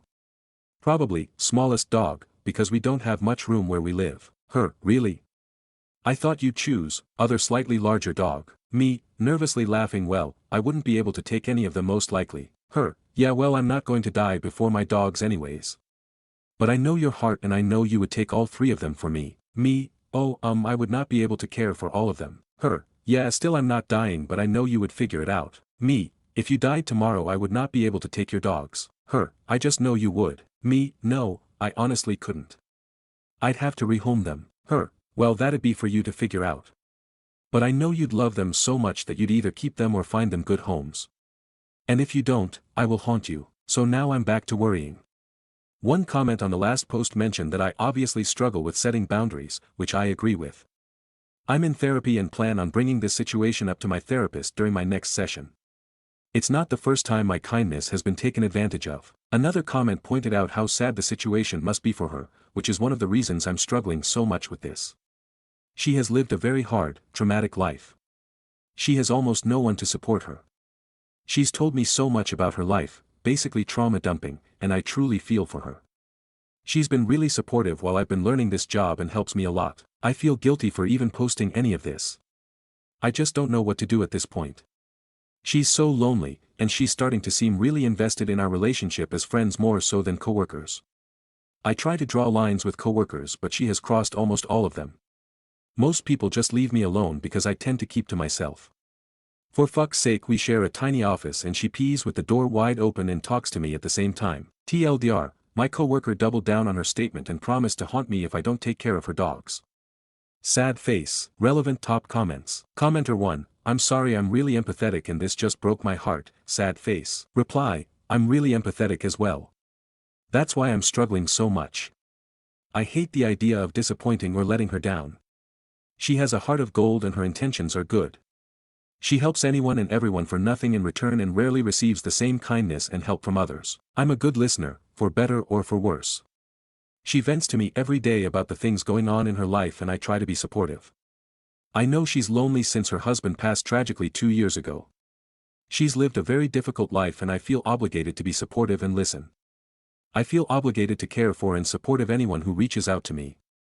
Another reason I usually keep my distance while working. OOP responds to a longer comment regarding struggling on setting firm boundaries, especially when it comes to the workplace environments. Reply, thank you for taking the time to write this response. I do recognize that I struggle with setting boundaries, especially in work-related environments. I'm afraid of letting people down or disappointing them and the repercussions of that happening. I plan on discussing this with my therapist as well in my next session. Commenter 3, nobody can make you take those dogs. If she dies, just say no if anyone contacts you. No point in giving her added stress. Commenter 4, you don't have to say anything, if she does will you the dogs you would have the choice to accept or not when the lawyer contacted you. If she's only 60 there's a probability she will outlive the dogs anyway, so do not give it too much thought. Stories number 11. AITA for publicly calling out my coworkers mansplaining during my presentation. I, 24F, work at a tech startup where most of my colleagues are men. I've been here for 2 years and while I love my job, it hasn't been easy being one of the few women in a male-dominated space. Last week, we had a team meeting about our upcoming project. I spent weeks researching and preparing my presentation. When I started speaking, my coworker, 30SM, kept interrupting me with actually and, well, technically, comments. Every single time. This guy has a history of mansplaining to female colleagues while never questioning the guys. So halfway through my presentation, when he interrupted me for the 5th time to correct something that wasn't even wrong, I stopped everything and said, if you interrupt me one more time, I'm going to start a tally on the whiteboard of how many times you've done it, and we can all analyze the pattern after the meeting. The room went dead silent. My boss looked uncomfortable but didn't say anything. The guy turned bright red and stayed quiet for the rest of my presentation. Afterward, some female colleagues quietly thanked me, saying they'd experienced the same thing. But my boss pulled me aside and said while he understood my frustration, I embarrassed a team member and should have handled it privately. Here's the thing, I've tried private conversations twice before with this guy, and nothing changed. My male colleagues interrupt each other all the time without consequences, but when I stand up for myself, I'm creating drama. My boss suggested I apologize, but I refused. Now there's tension in the office, and I'm wondering if I went too far. AITA for calling out my mansplaining coworker in front of everyone. Stories number 12. AITA for asking my half-siblings and their mother why I'm supposed to care about my father cheating on her. I, 25F, don't have a relationship with my father anymore and a very limited one with my half-siblings, 14 and 15. And I never had a relationship with their mother, who is my father's wife and his former mistress' other woman affair partner. When my mom was alive he was cheating on my mom with his current wife and some others. But current wife was the main affair partner. I learned this a few weeks after my mom died because my uncle and father were fighting about it. Seems my uncle found my father and his second wife together when mom in hospital dying. My mom had been sick for all of 3 weeks before she died and my father was very clearly with these other women before that too. His wife knew he was married and she even knew that his wife was dying in the hospital and she chose to marry him a few months later anyway. I was so young at the time that it was traumatic going from a healthy-ish, mom had asthma, mom to a mom who had the flu and then pneumonia and was then gone in a 3-week span. Then to find out that the parent you were left with was a disgusting filthy cheater who couldn't even be there for his daughter when her mom was sick. And remarries after less than a year to the woman he was with when she was saying goodbye to her mom. My relationship with my father never recovered from me learning the truth. I never liked his wife and I made sure I shut her out any time she tried to get close to me. I did develop a relationship of sorts with my half-siblings, but there were tensions there because they know how I feel about their parents and they take offense to me not giving their mom a chance. Now they've all learned my father has cheated on her and she reached out to me to cry about it, but I shut her down and told her to go to hell. Then my half-siblings said they needed to talk to me and they gave me hell for not being there for their mom and to imagine how devastated she is. I know they're young still, so I'm trying to not be too hard on them. But I did make it clear that I was not there for their mom. They tried to defend her and she told me she never did anything bad to me and I always treated her like the enemy. I reminded her she was always one of the villains in my eyes. Then I was told yet again that our father had hurt her and how she deserved better and she needed help and she was cheated on. I asked why I'm supposed to care when she's nothing to me and she was one of the other women in my parents' marriage. My half-siblings told me she's their mother and I should care about her for them and how they don't want me as a sister if I take so much joy out of their mom being cheated on. I told them that was okay and I'd just leave. But they said I really should care when someone's cheated on because it's bad and dangerous and they scrambled to come up with other stuff. Their mother said I shouldn't be talking to teens like that and I told her she needed to stop her kids bringing me into this then. I want to figure out if I was wrong to ask that in front of my half-siblings specifically.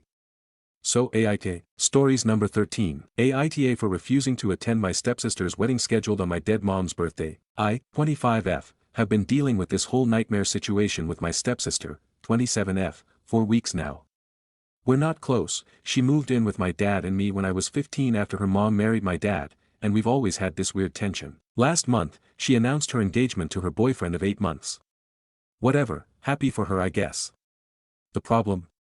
She's decided to get married on my deceased mother's birthday. My mom passed when I was 12, and that day has always been special to me and my dad. We usually visit her grave, look through old photos, and just remember her. When she announced the wedding date, I pulled her aside privately and explained why that date was difficult for me. She rolled her eyes and said, "The venue only had that date available, and it's not like you own a day on the calendar. It's been 13 years, you need to move on." I was livid but kept my cool. A week later, I found out from my aunt that the venue actually had 3 other dates available. My stepsister just preferred this one because it was cheaper. At Sunday dinner, when she started talking about wedding plans, I lost it. I called her out in front of everyone, told her she was being deliberately cruel, and said I wouldn't be attending. My dad looked shocked but didn't say anything. Now my stepsister is crying to everyone that I'm trying to ruin her special day, and my dad is asking me to apologize, for the sake of family peace. He said maybe this is a way to create new positive memories on that day, but I feel like my mom's memory is being erased, and I'm not backing down. My stepsister called me a dramatic B***tch and said I'm just jealous of her happiness. So, Aita for refusing to attend my stepsister's wedding because she chose my dead mom's birthday. Stories number 14. Aita for not including my dad's new wife or stepchildren in my wedding beyond them being guests. My dad got married again pretty recently, September 2024. His wife came along with 2 children under 10. My dad loves his stepchildren and he has always wanted them to be included as if they were blood. And so when it came to my wedding he was upset to learn his wife and stepchildren were guests who were only invited because of him and would not be given any familial roles in the wedding. What this means is she won't be in a mother of the groom role. I won't be walking down the aisle with his wife or dancing with her. His stepchildren will not be a flower girl and page boy or junior bridesmaid and junior groomsman. They will be in photos because they have to be. But there won't be a special introduction for them either, which my dad expected us to do. He asked what they'll be other than general guests and I said nothing because they are general guests. He said they should be treated as family, as true family and not just general guests. I said they're only invited because of him and that they are not my new mother and siblings. My dad told me he feels like there needs to be more done to include them as family. That simply inviting them is not enough. He told me I owe it to him to treat them like they are equal to the family as he is. I asked where was that attitude when he got married. I asked why my fiancée wasn't treated as his family and his daughter. Why was she a +1 to his wedding? He told me it's different and people expect different things out of in-laws than stepfamily. I told him it was crap and people realize that in-laws are not usually the same as your own parents and siblings or children. I said that is the case for stepfamilies too sometimes. That there are occasions where it's all the same but not always, and I pointed out I'm 25 years old and way too old to start treating this new person as a mom and way older than his stepchildren to see them as any more than kids in the wider family but not siblings. He's really fighting me on this.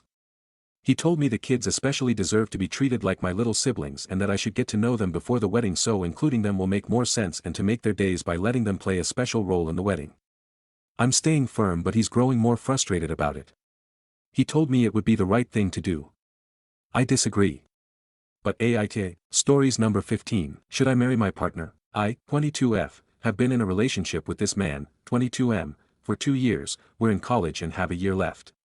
I am so very deeply in love with him that it scares me a bit. I love his family, and they love me too. We share the same goals for our future and have talked about a life together. When I asked my parents, who are still mildly financially supporting me, my mom said to calm down and I have my entire life in front of me. She got married in her 30s. His entire family married young and he's the oldest unmarried sibling now. His mom cried tears of joy when I caught the bouquet at a family wedding a month ago, so I think it's safe so say she'd be happy if I married her son. Am I just young and dumb? Am I putting the cart in front of the horse? I think I need to hear other people's thoughts, opinions, because I do not know anyone else my age, or younger, that married young. Edit. He is a wonderful person and is known as the nice guy everywhere he goes. Edit 2. We live together, make enough money to support ourselves. My parents offer money if I have an emergency. He knows I would say yes if he proposed, so the ball is really in his court for now. I just want to think about my options here, you know. I always said I would wait until my 30s, but he's really making that idea hard, lol. I want to hear people's experiences just to get more input. I don't have other people to reach out to for advice and don't know where else to go besides Reddit. I appreciate any and all advice, it's nice to hear from others. And I love hearing stories of people marrying young and now celebrating 20+ years together, just warms the soul. I am in no rush, I enjoy the idea of a long engagement.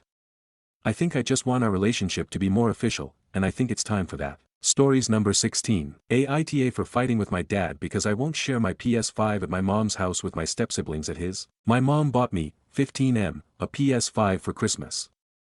My friends and I play it all the time when my mom's custody time comes around. My parents share custody of me, so I'm at a different house every week. I never said anything about the PS5 at dad's house because I knew my dad would expect me to share. He's got a huge stick up his ass about me having so much more than my stepsiblings because mom only has me and she can afford stuff for me that my dad's wife can't afford for her kids. She has 6 kids who live with her all the time and they all have different dads and none of them have their dad around, so she struggles to pay for stuff even now that she's married to dad. This makes my dad go crazy about us being treated the same. But my mom doesn't owe those kids anything and I'm not going to make her pick up the slack for that crap. I'm not close to any of them either, so why would I invite them to mom's house?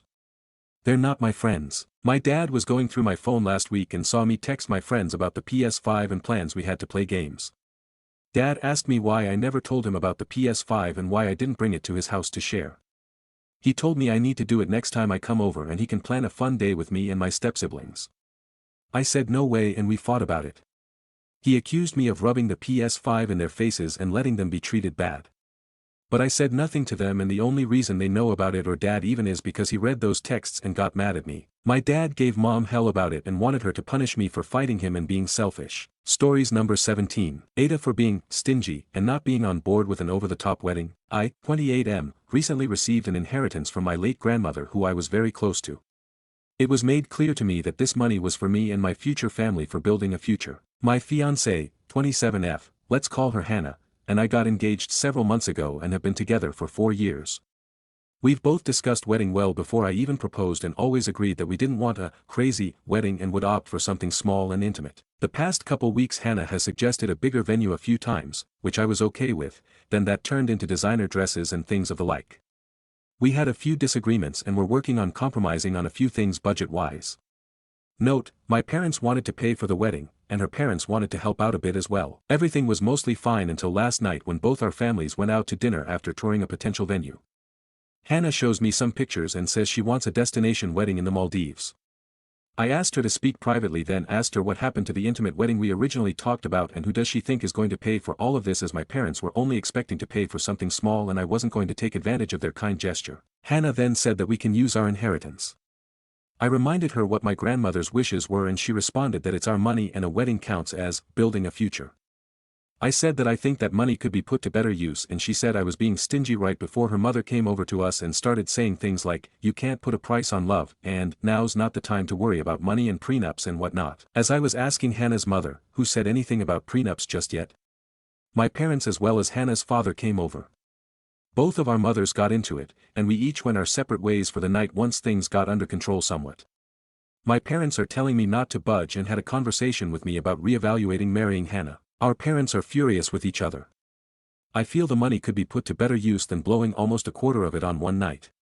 I asked Hannah to come back home so we can talk things out, but I'm wondering Aita. Stories number 18. Aita for not taking down my yard flamingos after neighbors complained. I bought a house a couple years ago and I have been working on making it look nicer. I spent a lot of time redoing the front gardens, trying to make it neat and nice. A few weeks ago was at a greenhouse buying some plants for the garden and I saw 2 yard flamingos marked down on clearance. I knew they belonged in my garden.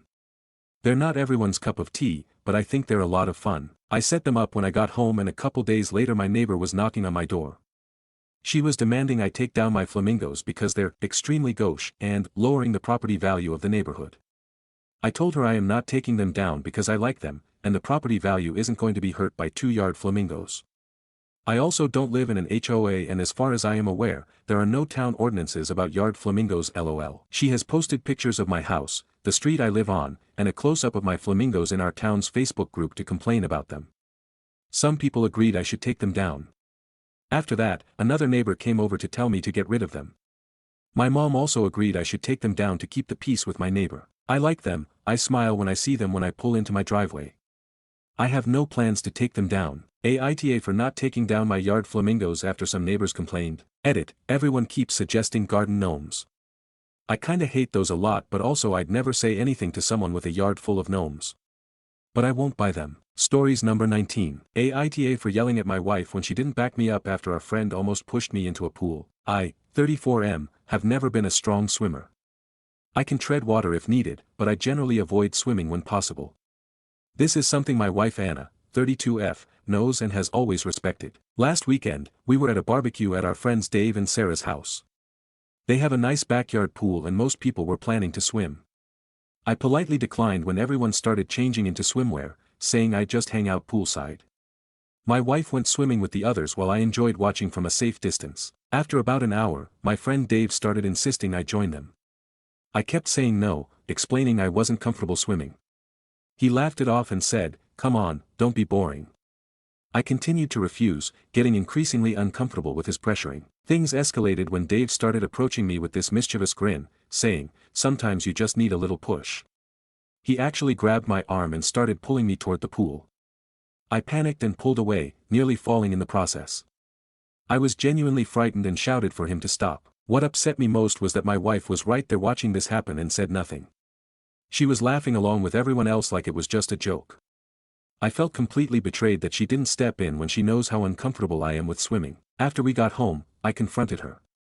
I'll admit I raised my voice significantly. I said something like, "How could you just stand there while Dave was trying to force me into the pool? You know I hate swimming.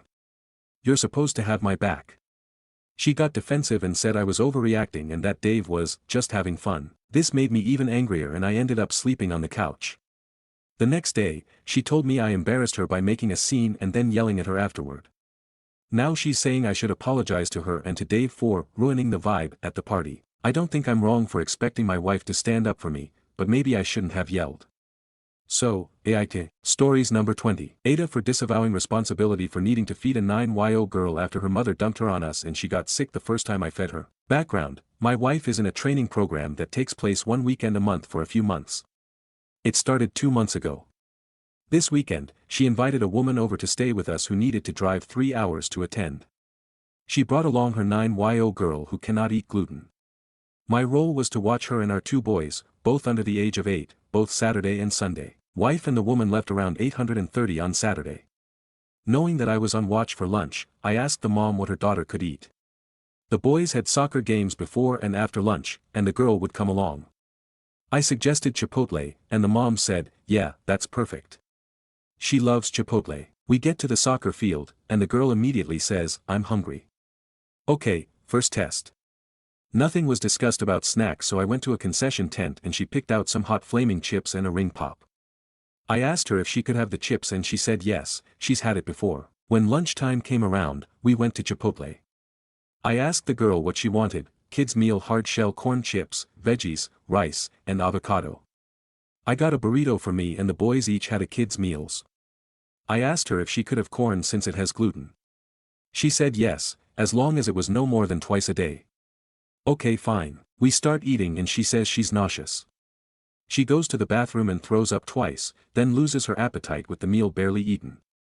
We finish our meals and go back to soccer. She complains of a stomach ache and feeling worse, and I arrange my in-laws to come watch the boys while I take the girl back to my house. But before I do this, I call the mom during her lunch break. She was not very helpful, saying things like, yeah, her stomach does these things, it's no one's fault, etc. I take her back and she starts feeling better. When my wife and the mom come back from training, mom takes daughter to go eat by themselves and I start telling my wife that I'm not responsible for feeding the girl on Sunday, today, given that mom never supplied us with any instructions, let alone brought food for her daughter, basically setting us up to fail, and I'm not doing that again, while paying for it all and her not offering to reimburse. I would have declined anyway. It's the point that counts. Also, the mom's bit about how it's no one's fault was not really accurate.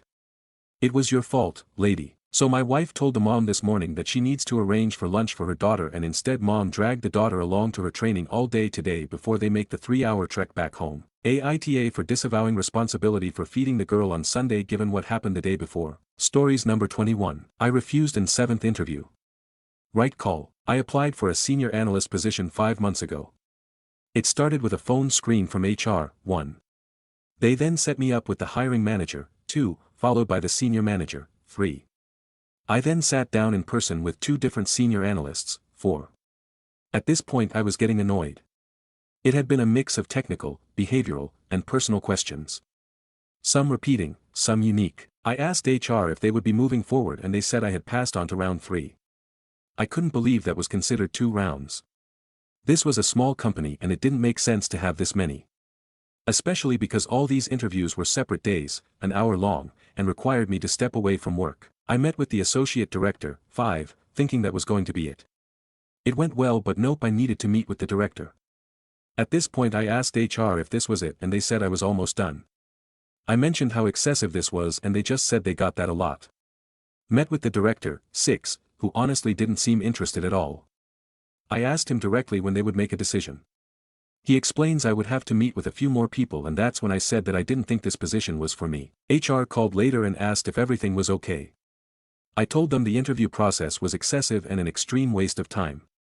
They insisted I come back for what they promised was the final round. However, they needed to get a few people together, so it might take a few weeks. I politely declined even though the benefits and pay sounded great. Was I too harsh? I'm not in need of a job, so I felt I had the flexibility to cut this off. Should I have stuck it out because it was a weed-out tactic, or is this as ridiculous as I think? Stories number 22. Aita for not giving some of my wedding budget to my sister. My fiancée Sarah and I are planning our wedding. We got engaged 2 weeks ago, so we are not still aware of how much it will cost, but we have a budget of about a bit over 100K. Sarah wants the best of everything and won't settle for anything cheap. We also would like to go on a month-long honeymoon to France, Italy, Greece and Portugal. As I said, we are not aware of how expensive it will be, but we won't be getting married for at least 2 years, so I can save more if needed. My family asked us about our plans and weren't happy to hear it. My mom called it wasteful and said we could use the money for something better. I asked, like what? And she said, like helping your sister. My sister's husband recently left her with 3 kids and won't pay child support, so she is struggling, and I understand this and I'm sorry she is going through this. I try to help her sometimes by taking the kids out for dinner or something like that, but apparently it's not enough. I've already told Sarah about her budget and she is so excited to plan our dream wedding, so I don't think it's fair to tell her it's no longer possible. My family think I'm an asshole. Comments. Commenter 1. The kind of people who would spend $100,000 on a wedding while their family members are going to a food bank are not my kind of people. Everything about this post, including Sarah who wants the best of things and won't settle for anything cheap, is obscenely entitled and superficial. The marriage, statistically, won't last anyway. Commenter 2. Nothing lasts forever. Life changes. OP could become paralyzed tomorrow, or sustain a traumatic brain injury, leaving him unable to earn. Something tells me Sarah won't be sticking around when the "for worse" part happens. Commenter 3. Whilst I think that spending $100,000 on a wedding is insane, this is your money, you spend it how you wish to. Your parents should direct their anger at the man who walked out on his 3 kids and won't pay child support. Why aren't they taking him to court? NTA. Reply, they are trying. Update. So my parents have decided not to attend my wedding. They think it's wasteful and they won't support it. My fiancée went NC with her own family years ago, so if none of our parents are going to attend, then what is the point of throwing a wedding? She is very upset. I told her that it's okay. If no one wants to support us, then we will elope. We are going to use our wedding budget for our honeymoon as well.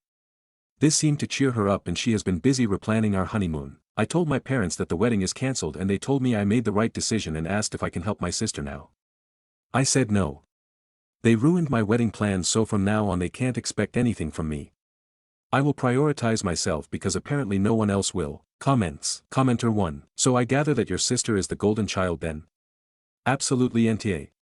Enjoy eloping and hope you have a fantastic honeymoon. Commenter 2. The sister is the child in shit currently, with 3 kids and an absent father that doesn't pay child support. It's not about golden BS. It's simply that one of their children is currently suffering, including 3 grandchildren, and they ask the other child to help. The other child has more than the means to help. The other child has $100K to throw away on a wedding. The type of person that helps their siblings versus the type of person that would prefer to instead spend the money on a party. Commenter 3. OP has commented elsewhere that they've already given their sister $7K in the past 6 months. Commenter 4. There is a balance. That alone is how end up living in a world full of AH. You can't always get your way. Healthy relationships require give and take.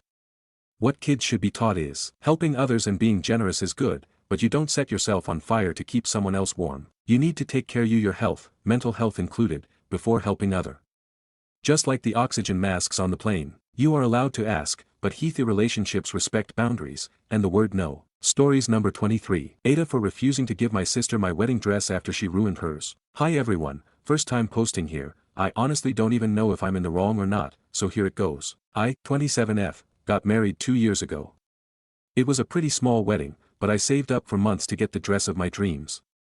I even had it customized with some lace from my late grandmother's veil. It was really meaningful to me. Fast forward to now, my younger sister, 24F, is getting married in June. Last weekend, she had her final dress fitting, and apparently while celebrating afterward, they went out drinking. She spilled wine all over her dress. Long story short, the dress is basically ruined, and the shop says there's not enough time to order a new one. She called me sobbing, and my mom got involved too. They asked if she could borrow my wedding dress. I hesitated because honestly, it's really sentimental to me. Plus, it's tailored exactly to my body, and my sister and I have very different shapes, so it probably wouldn't fit right without major alterations, which could mess it up permanently. I told them I was really sorry, but I wasn't comfortable lending it out. My mom then lost it and said I was punishing my sister for a mistake and that I was being materialistic about a piece of clothing. My sister hasn't directly said anything nasty, but she's been pretty cold over text since then. Now I feel awful. I get that weddings are stressful, and I know she didn't ruin her dress on purpose.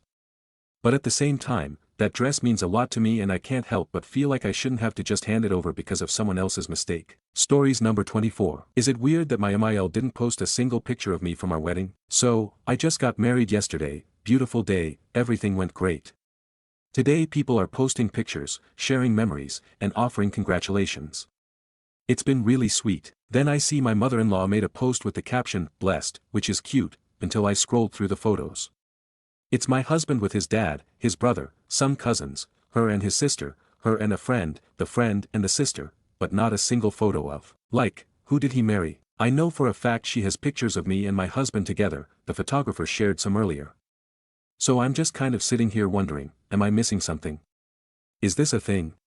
Or is it okay that I'm a little thrown off by this? Stories number 25. Aita for keeping my son away from my mom because she fed him custard. My wife, 30s, and I, also 30s, have a baby boy. Last year, we flew across the country with him to attend a family reunion and visit my parents. Things were going well until my wife caught my mom, 68, trying to feed our baby custard off a spoon, against 2 of our clear rules, no sugar before 1 year old, and no spoon feeding. We're doing BLW. My wife and mom had discussed feeding boundaries at length for weeks, and our 6MO had just started solids. Since our son's birth, my mom has increasingly ignored boundaries. The first issue was her demanding photos at 9 a.m. despite our previous ask for no photo requests before 10 a.m. Her reasoning: rules don't apply to grandma. When caught with the custard, my wife immediately took our son and left the room upset without saying a word. I stayed behind and asked my mom why she didn't ask first, and she said, "Because I knew you'd say no." I was livid. This showed she knowingly overrode our parenting decisions. Later she tried to brush it off as sarcasm. My mom's sister, who witnessed it, validated my wife's reaction. The next day, we sat my parents down to talk. My mom initially apologized but quickly backpedaled, changing details. It was a fork, not a spoon, he just reached for it.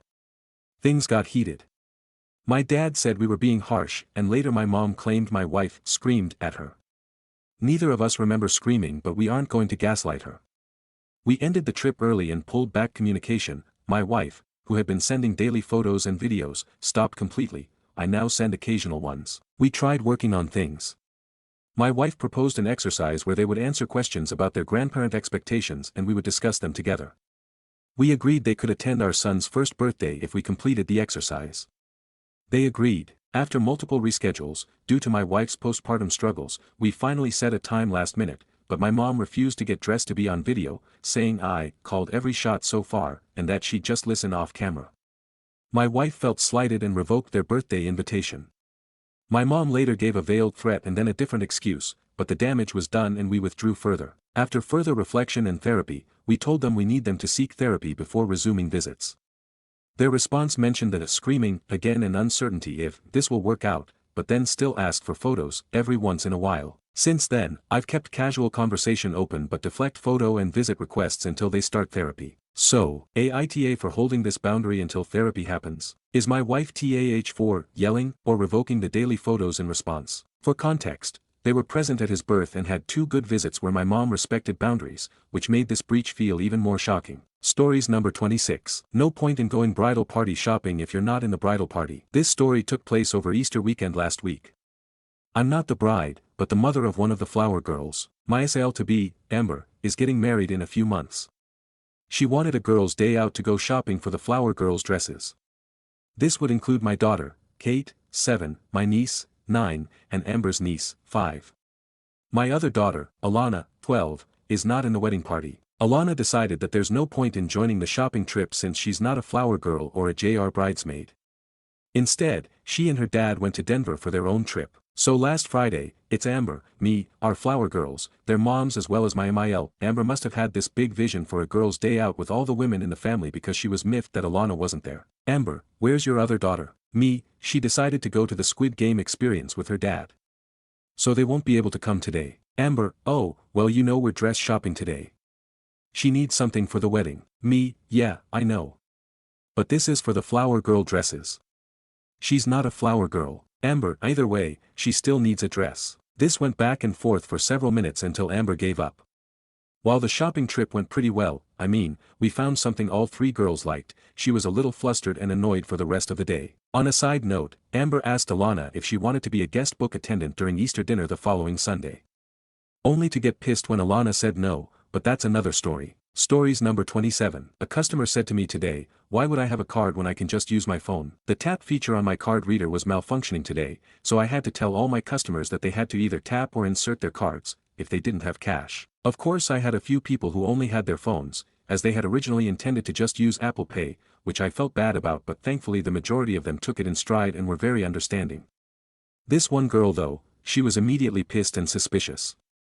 She kept asking repeatedly why I couldn't take tap, and when I said the machine was malfunctioning she got all mad and started accusing me of lying because that's not how those machines work. I apologized multiple times and asked if she had a physical card she could use, instead of her phone, and she looked at me like I was a moron and said, why would I have a card when I can just use my phone? While I could understand her frustration at this scenario, that statement made very little sense to me. As if the situation at hand wasn't enough proof that that idea was flawed, like, a card can't run out of batteries. I have customers almost every day try and rush to pay with their phone only for the phone to die on them at the last second. It's a very common occurrence in my experience. Stories number 28. AIO for walking out of my boyfriend's proposal because he did it with a ring his ex picked out, for herself. So, this might sound insane but buckle up. My 27F, BF, 29M, of 3 years finally popped the question last weekend.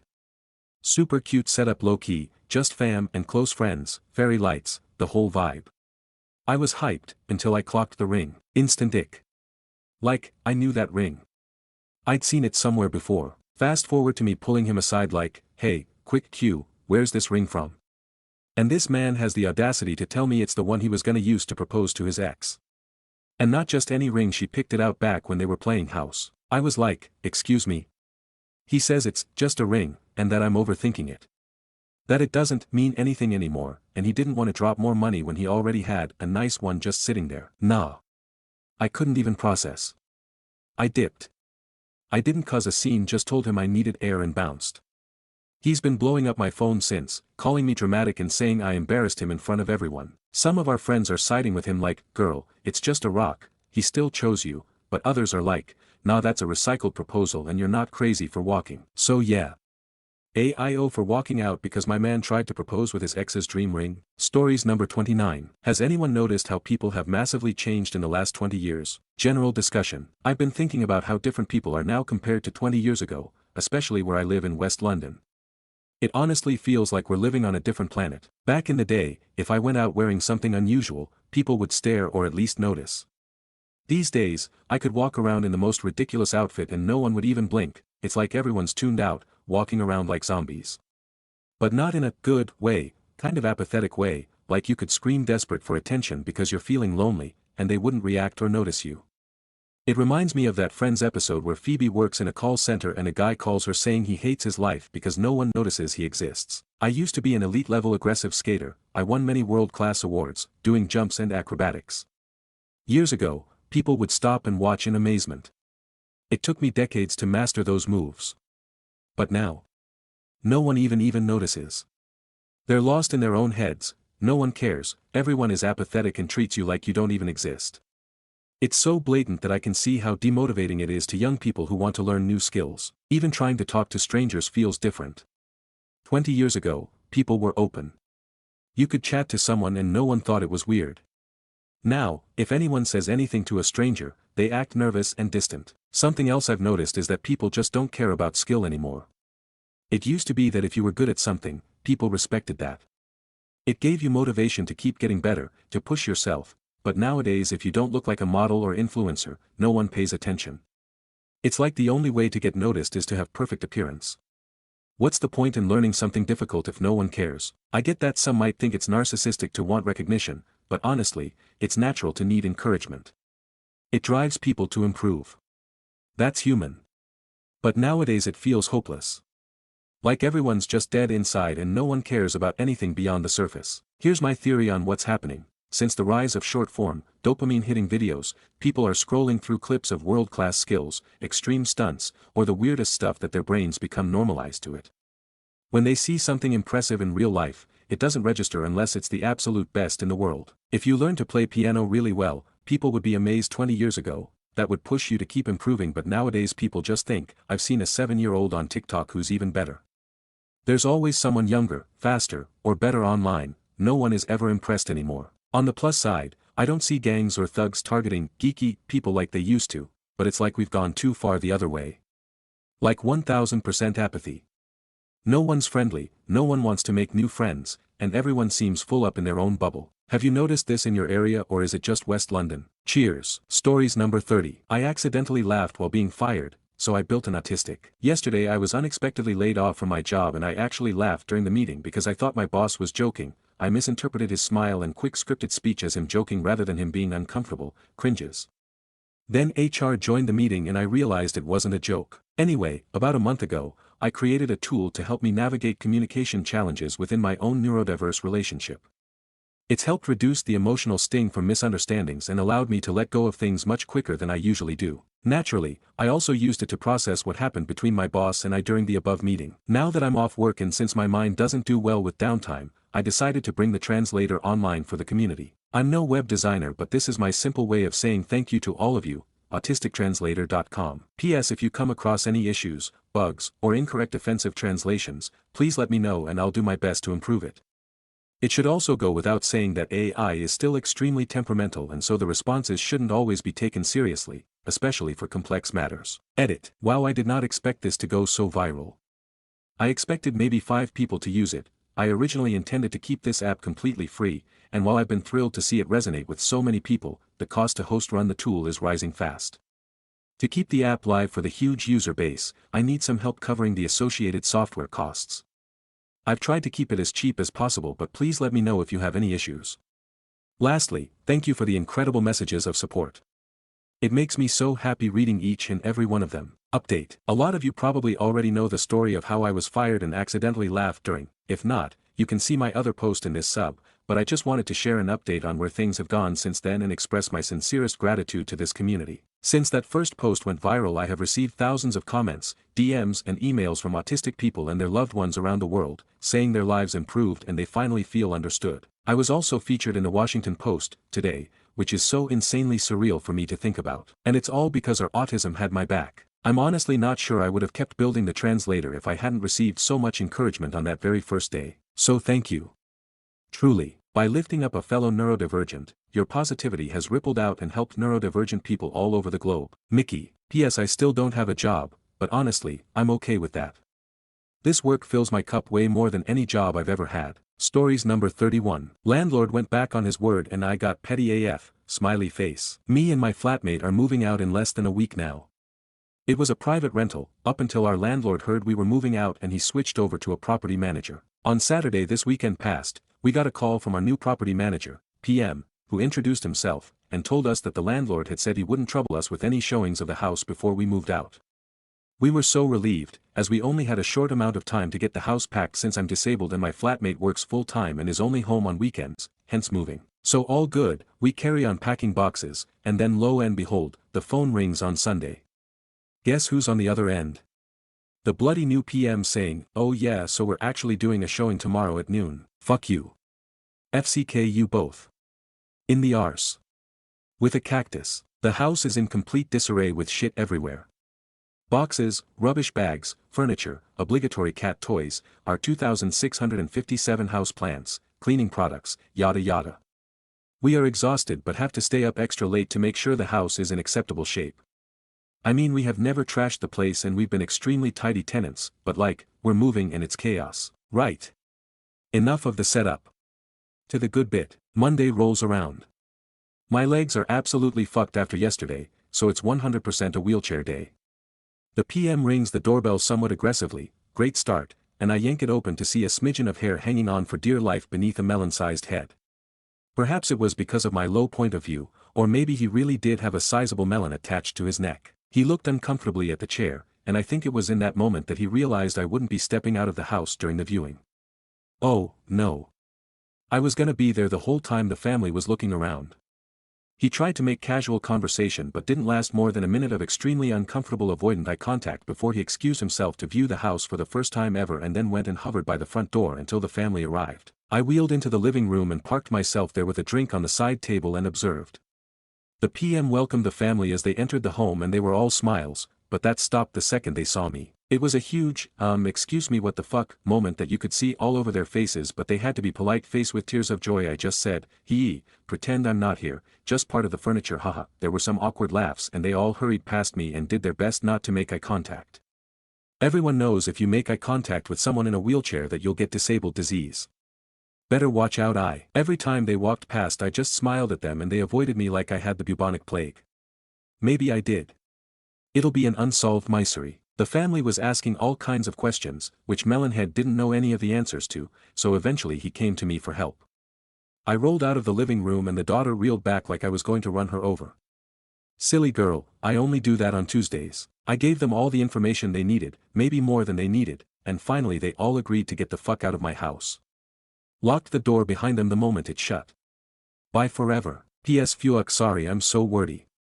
If you read all that you get a, I made it all the way through the Bad Knees Bandits Reddit post, trophy. ETA, I am in NZ, we only get 24 hours notice here, sucks ass. My flatmate was the one who took the call and caved to the pressure the PM was putting on. I now have the Melon's mobile number, so he's gonna have to get through this girl of solid boundaries before he tries that again. I am going to bed, I will reply in the morning, MWAH. Stories number 32. I'm so broke I lie about being on a diet. I'm 25F. So broke that I skip dinner most nights. When I get hungry, I just try to sleep it off. I tell people I'm on a diet when they ask why I'm not eating, it's easier than explaining that I just can't afford food. Since I jog every other day, they believe it. But the truth is, I'm just poor. My job pays so little, and I've been trying to find something better for over a year now with no luck. Rent and bills take up more than I earn. I'm always on such a tight budget that I have to cook food meant for 2 days just to stretch it out, and even that's a struggle. I hate to admit, but sometimes I go on dates just so I can eat at a nice restaurant. I don't want much. I don't care about luxuries. I just wish I could afford to eat what I want. Edit, thank you all for the advice. I can't reply to everyone, but I really appreciate your concern. Everything is so expensive, eggs, vegetables, rice, but I'll take your advice to heart. Stories number 33. Can I uninvite people who my mother invited without my knowledge? I know this is a horrible situation. But my mother invited 10 friends of hers to my wedding without even asking me. We have a small wedding with 60 guests and 20 of them are going to be my parents' friends. I told my parents we would invite 10 of their friends, but my mom just invited another 10. I feel so humiliated and hurt. I wanted this wedding to be private, only for family and close friends, and my mother completely disrespected that, sent her own invitation to these friends and never asked me. I don't want these people here because they would change the vibe of the wedding, and I don't want to enable my mom to treat me like this. However, I know that uninviting these people would be incredibly rude. What can I do? Edit. For those who are asking, my future husband and me are paying the wedding 100%. I also told my mom in advance that I want this to be my wedding, that I want to make them happy by allowing them to invite a limited number of friends, but if they are planning to make my wedding their wedding, I would prefer to just elope. Stories number 34. Tofu by defining a word for my son. Once a week, usually Friday nights, but we had to move it to tonight this week, my husband and I have a nice date night. Sometimes we go out and either have one of our sets of parents or a babysitter watch them, sometimes we just have a very romantic dinner at home after the kids go to bed. Tonight, my husband and I have a date night of the latter variety planned. My husband wanted to surprise me with what dinner would be tonight, so he got the groceries by himself. While he was out today shopping for all of the elements of our dinner, I was with the kids at home and doing the laundry.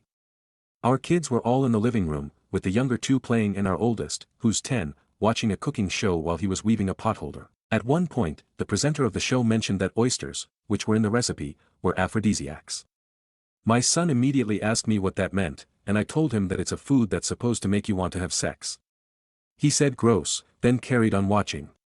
When my husband came home with the groceries, he called the kids over to help him put them away. After a minute of putting things away, our oldest son yelled "Ew." My husband then laughed and asked what was wrong, and our son said, "I know what oysters are for, Dad," in the most disappointed tone I've ever heard him use to speak. He's been shooting both of us the most withering looks you can imagine from a 10-year-old all afternoon. I think he's not enjoying the day too much. TLDR, I told my son what aphrodisiac means when it was mentioned on a show about oysters, and now he's grossed out and correctly guessed what my husband and I had in mind after dinner. Stories number 35. Aita for refusing to babysit my BF's niece during my vacation. I am currently visiting my BF while he is on a long-term work trip. I arrived Saturday and I'm staying for a week and a half. This first weekend was uneventful because he was feeling very sick. I stayed in all day Saturday and helped clean up his place and paid attention to him. On Sunday he felt well enough to go out and play football for 2 hours. I watched him for the first hour before walking the city and catching a drop in pedicure. He still has to work during the weekdays, so this morning while I was still getting ready he sent me a text saying, "My niece is coming to stay Saturday and Sunday, I'm bringing her to football and you have to watch her, so no walking the city for you." I was furious. First of all, I'm on vacation. I did not sign up to babysit for a full weekend of this trip. I asked how old she was, since if she's old enough to stay here by herself, is she not old enough to stay by the picnic area while he plays? He doesn't even know how old she is, only that she needs a guardian. I'm also devastated because that was the only weekend where we could go out while he was off. I told him specifically months ago that I wanted to go on a certain tour with him on his day off and he's apparently forgotten. When I reminded him, he said we could go after work on Friday. That's taking a full day experience and chopping it in half. He says that since he is letting me stay for free that I could spare a day to babysit his niece while he plays football. He gets his housing paid for by his work and also I am his girlfriend. Like, why wouldn't I stay for free? What are you going to do, charge me hotel fees? Aita for freaking out about this. Edit for clarity, by refusing to babysit his niece I am effectively forcing him to drop his activities to watch over her. I had no prior notice of her coming while I was visiting, he waited until he left work to tell me. I don't know if he knew she was coming and waited to tell me or if he just found out himself. Stories number 36. AITJ for accepting a prosthetic leg after cancer, even though my 11-year brother thinks it's unfair and my mum agrees with him. I, 18F, had cancer. Bone cancer. It started in my thigh and spread fast. The only way to stop it was to amputate above the knee. I was 16 when I lost my leg. I'm 18 now, and just barely putting myself back together. The last 2 years have been a whirlwind of chemo, pain, isolation, and feeling like I was just fading. I missed most of school. Missed friends. Missed being a teenager. And when it was all over, I was left with a stump, a pile of trauma, and no real plan for how to feel human again. The doctor said I was a candidate for a high-functioning prosthetic, a bionic leg. It wasn't just cosmetic. It would give me a shot at walking properly again, going to uni on my own, even being able to do stairs without crawling. It's expensive, though. The NHS covered some, but not all. That's when my mum stepped in. She said we could use part of a savings fund she'd kept for emergencies and future needs, some of which was apparently meant for my little brother, 11M. He's neurodivergent, and has always needed a bit more help. He's smart and sweet, but also very emotionally intense. My mum calls him her sunbeam, and honestly, the house has revolved around him my entire life. She helped me get the prosthetic. It changed everything. For the first time since the amputation, I could walk more than a few meters without crutches or collapsing from exhaustion. It's not perfect, but it's given me a future. Now here's where things went sideways. Last week, my little brother had what my mum calls a bad emotional day. He told her he was sad because everyone paid attention to me and I got a robot leg and he didn't get anything. He said it was unfair that I got something cool and expensive when he didn't. Instead of explaining the obvious, that I lost a leg, that this wasn't a gift, that it wasn't about fair, my mum sat me down and said maybe she shouldn't have spent so much on me without thinking of how it might affect him emotionally. I didn't know what to say. She said she regrets not waiting until he was old enough to understand. That he's very sensitive, and I need to try and see it from his side. And now I feel like the villain. For surviving. For walking again. For not being smaller, quieter, easier to ignore. I didn't ask for any of this. I didn't ask to lose my leg. I didn't ask for her money. I didn't ask to be born into a family where even surviving cancer somehow feels like a competition I was supposed to lose. So, AITJ for accepting a bionic leg, knowing it came from a fund my mum also set aside for my younger brother, and knowing he's hurt by it, because right now, I feel like I'm being punished for not dying. Update, AITJ for accepting a prosthetic leg after cancer even though my 11-year-old brother said it was unfair. Hi again. I wasn't planning on posting a full update, but honestly, I don't even know how to process what just happened, and I need to get it out somewhere. If you didn't see my original post, quick summary, I lost my leg to cancer at 16, I'm 18 now. Got a high-end bionic prosthetic with help from my mum. My little brother, 11M, who's always been treated as the special one, got upset that I had something cool and expensive. My mum made me feel guilty for surviving. Anyway, yesterday I came home from work. I do a few shifts a week at a local cafe to save for uni.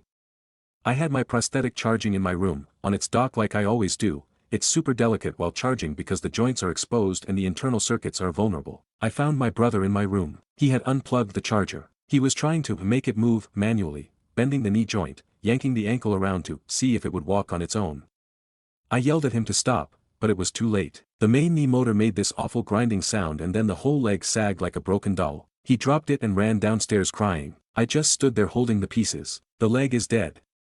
Totally dead. Those things aren't built for rough handling, they're expensive, sensitive, custom built to match my body. It's not something you can fix at a random shop. It has to go back to the manufacturer. Repairs cost thousands. Even assuming it's reparable, it'll take months. I went to my mum absolutely shattered, thinking at least this she'd take seriously. She cried, hugged my brother, and said, he didn't mean it. He's just curious. Then she told me, you need to be more understanding. He's only 11. It's not like he knew how important it was. I honestly don't remember much after that. I just felt myself shutting down. No apology. No promise to help fix it. No acknowledgement that without that leg, I can't walk more than a few meters without pain. That I can't go to work. That I can't go to uni like this.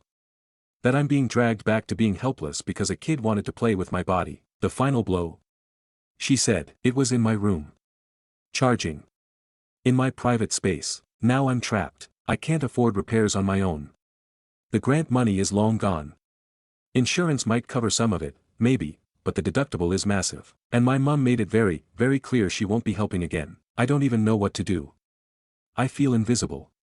Disposable. Like the only acceptable version of me is the one who quietly disappears into the background so her sunbeam can shine. I survived cancer. I lost my leg. I fought to be able to stand on my own again. And now it's broken because an 11-year-old thought it looked fun, and no one cares. Stories number 37. Kicked out of daycare. What now? Our 3-year-old daughter suffers from some kind of GI issue that causes phases of extreme constipation followed by periods of diarrhea. She has a pediatric gastroenterologist and we're in the process of doing endoscopies to see if there's a physical cause. As a result, she's having trouble learning the feeling of a proper bowel movement, and though she's been consistently peeing in the potty for months, she still struggles with pooping. Daycare has told us that if she isn't fully potty trained by her 4th birthday, 4 months away, she can't enroll for the new year. I'm freaking out at the prospect of having to quit work to be a stay-at-home dad, again. Has anyone else faced this, and what was your solution? Comments. Commenter. It sounds like discrimination based on disability or illness to me. Not a potty training issue. I would point that out. I'd be interested in your country's legislation on accommodation of disabilities or discrimination against. Update. I don't know what to do. Our 3-1-2-year-old has had GE issues since birth which have made toilet training, specifically around pooping, challenging. After a year of gaslighting by her pediatrician, she's finally being evaluated by a more senior GI specialist who's taking our concerns seriously. She's in the process of being evaluated for various physical conditions, including Hirschsprung's disease. Her daycare initially gave us until August to get her fully toilet trained, and we got an occupational therapist to help. Now, daycare is saying she has 2 weeks or they're kicking her out. I understand their reasons, but this seems really unfair. It's not her fault. We've read up on ADA, and though the daycare is required to make accommodations for a disability, they can refuse to if it means leaving other children unattended, which is what they claim. I'm just frustrated and angry and facing the prospect of having to quit work to be home with her. What the hell do I do? Edit. Thanks everyone for all the advice and making me feel a little less like a failed parent. It's all been very motivating. We've drawn up a list of alternative daycares and will start calling around tomorrow, as well as getting together any paperwork from her new GI doc to justify medical accommodations. I'm also looking into the family sick leave and PTO I have available. Feeling more confident and control of the situations. Thanks again. Comments. Commenter. Damn, I feel like I wrote this. My son is 2 months after his 3rd birthday and has GI issues. We are doing the see if it's a dairy allergy thing now. But it is affecting his ability to potty train. Our daycare said they would never kick a kid out for potty training, but I'm very worried that will just change. I'm sorry I can't offer help, but know that you aren't alone out there with this. Reply. It's really frustrating when every doctor asks about her fiber and water intake. She's had this issue literally since the day she was born. It took 4 days for her to have her first bowel movement. It's not a fiber issue. Commenter 1. Yeah, I remember trying Wendy's, doing the tummy rubs, changing formulas, all of that. I wish I would have documented the issues better. My son sits on the floor and kind of pushes when he poops. I hate it for him. I think kids at school give him a hard time about it.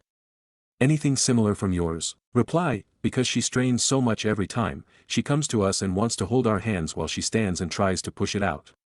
She's only known painful bowel movements her whole life, so I'm sure there's a lot of anxiety holding her back. Commenter 3. We are in the same boat. With mine, who is turning 3 soon, she is holding poop.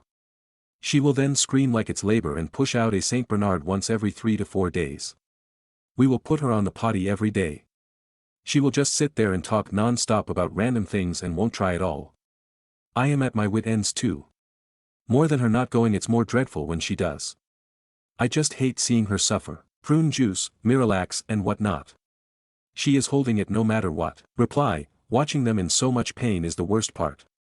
Like my job is to prevent you from hurting and I'm failing. Update. 7 days later. Thanks to everyone who responded to my venting last week about my 3-year-old daughter being kicked out of daycare for not being fully potty trained. We called around a bunch of other daycares and every one of them said her lack of potty training was not an issue, that it's perfectly normal, and of course they could accommodate her. And our first choice just so happened to have a spot open, so she's starting next week in an age-appropriate class. Thanks again for all the reassurance. Things have worked out for the best. Comments. Commenter 1. My 4-year-old is still working on her pooping. We had a good run around 3 when we did several days in a row of no underwear. But right after that she got sick, which triggered issues using the potty. After she recovered it sort of went back to normal, but then we got into a vicious cycle for nearly a year. Her preschool also got on us a little about it. Her pediatrician suggested a little Miralax every other day can help. So that's what we do now, and we also stopped being super focused on pooping and just checking in with her to listen to her body. After several attempts at reading with her while on the potty, she's finally getting the hang of it. And will even go without being prompted. We're still needed for wiping, but it is really feeling like we got over the hardest part.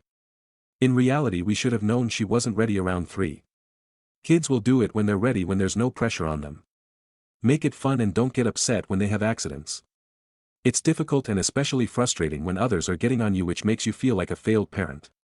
Stick with it and support them. OP, my daughter has had GI issues since she was born that result in a constant cycle of diarrhea and painful constipation. We've finally been referred to a more senior GI specialist to try and figure out the physical cause, but it's undoubtedly caused some trauma anxiety around pooping. Stories number. Aita for leaving my friend on the ice after she planned a trip using my flat as her accommodation despite me telling her I'm not available on the dates she planned. Me, 29F, had a friend, let's call her Emma, 32F. I live in London and Emma lives in Manchester. We met before I moved to London, in a smaller town we both lived in, and we met and became friends in 2013 on a fan page of an actor we both liked, and realizing we live close by we started hanging out in person. Everything was normal when we both lived in the smaller town, and then in 2015 she moved to Manchester for work. We stayed in touch. I was never invited to visit her, even for a day, but I didn't think much of it back then. Then in 2016 I got a job in London, and moved here, and that's when the signs I see in retrospect began. See, Emma is Arsenal fan, and I was renting a flat very close to the stadium. Suddenly, Emma was very eager to meet in person again, which I was happy to do too because I was excited about the move and also haven't seen her in a long time. Only once she arrived at my flat, she told me she wanted to come this specific weekend because there was Arsenal game. For the first couple years, admittedly it went over my head that every single time she visited it was coincidentally a game. I don't follow football, so I never knew until she told me, which for the first couple years was upon her arrival. With time I changed job for one that was a regular 9 to 5, but because of the industry often more like 9 to 8. She started coming for every other game. I feel like an idiot, because the first thing that started making me uncomfortable was that I told her that I couldn't take time off every time she's over, and she'd say it's absolutely fine, but then as her stay progressed she'd get more and more upset that I don't spend time with her. I was at work all day, came back home exhausted to her not even having done groceries for whatever dinner she wanted, asking when I'll be making food. She was also always unhappy with the food choice I made, never saying what she wanted but always being unhappy with whatever I came up with. It was the same with whatever pastimes I planned for us in the evenings or over the weekends. She never had any input but was complaining about every aspect of what I came up with. However, the way she was saying it, framing it like it's my lack of consideration, made me feel like I'm a shit friend. When the pandemic was truly done and dusted, she shifted from guilting me into agreeing for her to come to ignoring my responses if I said I can't on those dates, for reasons like, I will be gone all day because I was going to Comic-Con, or my room floor is fully taken up by my costume and props in progress, or that there's already another friend who flew in from abroad staying with me those dates. She'd say, oh that's okay, and then the day before I'll get a text from her with her train details asking me to come get her from the station. All this time she's never invited me to visit her in Manchester even though I asked her when she would have time for me multiple times. The last straw happened the end of last year. First, as per usual at that point, she invited herself for the Christmas break, to watch the game obviously, even though at this point we've known each other for over 10 years, and she knew Christmas is a difficult time for me and I prefer to be alone. She also got tickets for the New Year Eve fireworks show by the Thames, for both of us, even though I explicitly told her I didn't want to go because 1, I don't do well on crowds this dense, and 2, I had a trapped nerve in my lower back, and I couldn't stand or walk for long periods of time. If you don't know, you have to show up a couple of hours in advance to even get into the viewing area for these fireworks, not to mention have a good spot, and then it's about 20 minutes walk to the closest open bus or tube stop after the show ended. I told her all of these reasons when she asked initially. Obviously, she was extremely upset with me for not going with her, saying she misunderstood because I wasn't very clear, so she had bought a ticket for me and was now out of pocket. She also left way too late, even though I told her she needs to be there early to get in, and naturally wasn't let in and missed the show completely, which again, she was mad at me for again. At that point I was extremely fed up with her, and then she sat and connected her phone to the TV, we were in the middle of a TV show, and started booking her train for the next visit, going through how the exact game date was not yet set but it's gonna be between these 3 days, so she's gonna come for all 3. Not a single sentence out of her mouth was a question if I'm free those days, or if the train arrival times would work for me. Just her, planning around her shifts and Arsenal games. Well, the chance had it, I already had plans, and flights booked to visit my family in Austria. I tried saying that it doesn't really work for me, but she dismissed me saying it's okay. As I watched her pay for the trains, I once again said I am not free to host her those days, but she just responded I never have time for her anymore anyway, so it's fine, she's gonna come anyway. Come the day before her planned visit, in February this year. She sent me a reminder of what time her train comes. I simply responded that I'm not in the UK, and focused on spending time with my family. When I looked at my phone again, it was a barrage of missed calls. She's never called me before in all the years we knew each other, and messages, all asking what she's supposed to do now. Not one question about where I am, and if everything is okay. Reminder from her perspective, I went abroad suddenly, considering she's never asked or listened when I said those dates don't work for me. I also had messages from my flatmates, who were looped in on the situation, and they were the same, lamenting this is what I've done, asking if they could let her in, not a single question if they knew where I went or if something bad happened. They were a couple, and also genuinely not in the flat at the time. It took her 3 days to send a message saying she hoped everything was okay.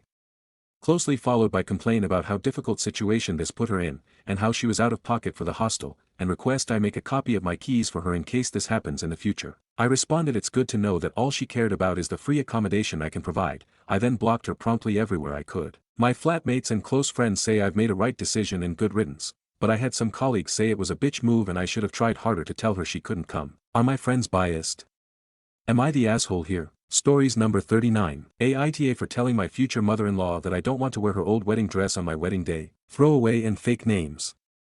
I, 29F, am getting married to Peter, 27F, who is unfortunately a real mama's boy. I love men who respects their mothers, but sometimes Peter takes it too far. I have told Peter multiple times that I don't want to wear his mother's, 51F, old wedding dress. For one thing, MIL has mentioned that she and FIL, 54M, had sex while she was in that wedding dress on her wedding day and multiple times after that. So, no. I don't care that me and MIL are the same size. It creeps me out when anyone brings up that fact. So, when I was with Peter, MIL, FIL, and SIL, 24F, at MIL's and FIL's home. MIL just mentions how she's looking forward to seeing me getting married in her wedding dress. I told her that I told her son that I wasn't wearing her wedding dress. MIL said but I have to wear it and I told her no. She stormed off, and SIL said that she would be honored to get married in her mother's wedding dress. I told her that she can do it but I wouldn't. Then there was this big argument where I felt like Peter, FIL, and SIL were ganging up on me. Later, at my home, Peter asked me if I liked the sweater I was wearing. I said yes, then he said that used Tobe his mom's sweater. I took off the sweater and I told him, I will not wear his mom's wedding dress, and if there are any more clothes that he gifted me that used to be his mother's, to send them back to her. Peter decided to not sleep in the same bed as me, and hasn't since then. I'm right? Am I the asshole? Edit. I sent him a message saying we need to talk. I'm going to end it. He can go FK himself or FK his mom. I'm not here to satisfy his sick kinks. Stories number 40. Had my turn at, you're too old for that. Give it to my kid today. So I was doing some grocery shopping at my local Aldi today and I was wearing my hat that has Pokemon patches on it. It's just a black cap with 3 patches, a Psyduck, a Magikarp, and a Gyarados. Got to the checkout and there was this woman there with her 2 kids. The kids were misbehaving, and she was yelling at them. That's when the boy saw my hat and said, Mom, I like her hat. Next thing I know, the woman is telling me to give my hat to her kid because I am too old for it. She even tried to reach over and yank it off my head. I told her to go away and that I didn't have to give my hat to her or her kid and stuffed it up under the jumper I was wearing, checked out and left. Anywho, it's not much, but there's my encounter with an entitled parent. Stories number 41. Aita for refusing to give my brother money for their wedding because they didn't invite me. My M38, younger brother, M29, is getting married next month. A few weeks back, he reached out and asked if I could help out financially with some of the wedding costs. They didn't give a specific number, but the way they talked about it, it sounded like they were expecting a $5 to $6K. I told them I'd do my best, didn't say no at the time. Fast forward to now, I found out, through my aunt, not even directly from him, that I'm not even invited to the wedding. No, nothing, nada. I honestly thought there was some kind of mistake, so I asked them directly about it. They told me it's a small wedding party and they had to make some tough decisions about the guest list. I was stumped. I'm his older brother, not some random extended family member. We don't have a bad relationship, at least as far as I knew. We've had the usual sibling ups and downs, although he is younger amongst us he is the more favored by my parents, but nothing major that would explain this. I honestly felt humiliated that it's my little brother's wedding and I wasn't even invited to be there. After thinking it over, I told my family that since I'm not invited, I can't contributing money toward the wedding. I said it wasn't out of spite, but just that it doesn't feel right to financially support an event I'm being left out from. They got upset and accused me of making it all about myself and said that family helps family regardless. Now my parents are on my case too, saying I should just give them some money to keep the peace and that it's not worth the drama. But honestly, it feels pretty hurtful that they would expect me to help pay for a party I'm not even welcome at. I always lived my brother and did everything I can for him, but this is just too much. For what it's worth, I probably would have given them the money if I had been invited, even if I couldn't attend. But being left out entirely just makes it feel different. Stories number 42. Show up 30 minutes early. Sure Dave, as long as you do too. I am 15 years old and work as a soccer referee. I will normally arrive 10 to 15 minutes early to a game, which is plenty of time to check in players from both teams and make sure the field is in proper playing condition. One game I showed up to, as an assistant referee, AR. My center ref, 18 years old, let's call him Dave, told me that all refs have to arrive 30 minutes early to every game. I know this is not true, and stayed silent. We ref the game as usual, and returned to where we put our stuff at the end of the game. Dave told me that because I didn't arrive 30 minutes early, he would mark that I didn't show up, basically telling me that I wouldn't get paid for the game we just worked. I complained that this was a rule that he made up. He left the game without saying anything else, figuring that would be all. Note, if you referee without any ARs, you get paid like $5 more. I think this was Dave's plan. When I got home, I made sure to sign up to be center referee at every game where Dave was an AR. Poor Dave showed up to his next game 15 minutes early, which is absolutely unacceptable. I said nothing the whole game, but only marked him absent, which means he wouldn't get paid. This went on for a week and a half until his paycheck came in, and he was about $120 off of what his total should have been. I did make sure every game that Dave was less than 30 minutes early. Dave emails one of the main referees, who run everything, to see what the problem was. One of the main referees, let's call him John, told Dave that he wasn't there, so he wouldn't get paid. Dave put 2 and 2 together and realized what I did.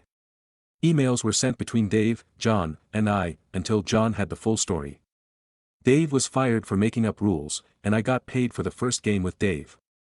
Don't take advantage of young people. Take that Dave. Stories number 43. Children should be removed from social media. I don't care how it's enforced or how much privacy is ruined by it being enforced, children should be off social media. Ever since Inquisitor Ghost's suicide, a bunch of kids went out and made false allegations of him being a pedophile causing him to commit suicide. They never got punished. I had this stance, and even now I witnessed in a private Discord server that someone got pushed to a suicide attempt over the object community, or whatever that is. Yeah, I am tired of children on social media. All they do is bully and harass others while stirring up bullshit drama and doing nothing productive for anyone whilst ruining their own attention spans and probably being sucked into extremist views by the Tates or whoever it is nowadays. For their own safety, and safety for others, children should be removed from social media. Stories number 44. My female therapist told me, 30M, that if I'm happier when my GF, 29F, goes away on a trip, that I should reassess if I actually want to be in a relationship.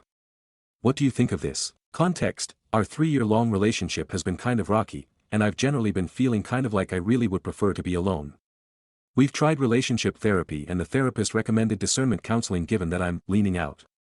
However, my GF didn't want to go through with it. Instead, she wants to try just working through it. This was around 2 months ago. I think the relationship has been going well since then, but after some discussions with my own therapist she told me the above line. She asked me if I really wanted to stay or if I was just avoiding the unpleasantness of a breakup. My GF did in fact travel out of state to visit a friend for a few weeks after this, and I really did feel happier alone. I'm personally still pretty conflicted. I guess I don't know for sure if I want to end it, or if I'm just scared of getting uncomfortable. Compounding this is that she's more or less living with me rent-free at the moment, and doesn't have a job or anything. I don't want to kick her out, but it's hardly like she can find her own place that easily. I wouldn't know how to navigate that, so if anyone has any advice for that I would also appreciate it. Stories number 45. OOP asks Reddit for some comebacks she can use against her aunt for Easter. So this is literally so dumb, but I have been up all night dreading going to dinner with my family because of what has become a pretty prescient annoyance. So growing up my family did egg hunts for me and my cousin, however my cousin's mom and my aunt would always show up drunk and run around and point out all my eggs before I could find them. Never her daughters, just mine. It happened every year, and as a kid I obviously didn't know she was drunk. I just thought she was really mean. I would end up sobbing every Easter and eventually started not wanted to even go cause I'd get upset and cry and she'd make fun of me cause I was a child. One year my mom said enough with the egg hunts cause my aunt was always drunk, and for some reason to this day my aunt thinks I'm the one who told my mom she was drunk. Like it wasn't obvious. Again, I wasn't even old enough to understand what drunk was. Now every single Easter she makes a big fuss about how I told everyone she got drunk every Easter and ruined the egg hunts and makes a huge deal about it. It's just so annoying. I don't give a shit about egg hunts anymore. I'm 20 years old but she won't shut up. I just want something to say back. I keep telling her off in my head and can't get it to sound right. Please give me some comebacks. I don't care if they are mean. I truly don't give a shit anymore. Relevant comments. Commenter 1. Where on earth are your parents to tell Aunt to shut her alcoholic ass up, that this endless bullying of a minor, back then, and now a young adult is not on, and blind Freddy could see she was a drunk back then. A nasty drunk at that. And if she's not drinking now she's just plain nasty. If you were my daughter I would annihilate this auntie. OOP. Unfortunately my dad was like always in the hospital and now has passed away. My mom always stuck up for me as a kid, but since my dad has passed she has trouble disrupting the peace and I don't want her to have to. She doesn't have many friends, just her family, and with the way my aunt is she stores everyone up when my mom would say something and she doesn't deserve to have to deal with that. I'm old even to tell her off myself and I'd really like to cause my lord she's insufferable. Commenter 1. You want to blame me for ruining Easter for everyone? Here's the reason as of today why it was ruined. Commence justified crash out. Just make sure you let your ma know beforehand that she's got nothing to feel bad about concerning your aunt's behavior.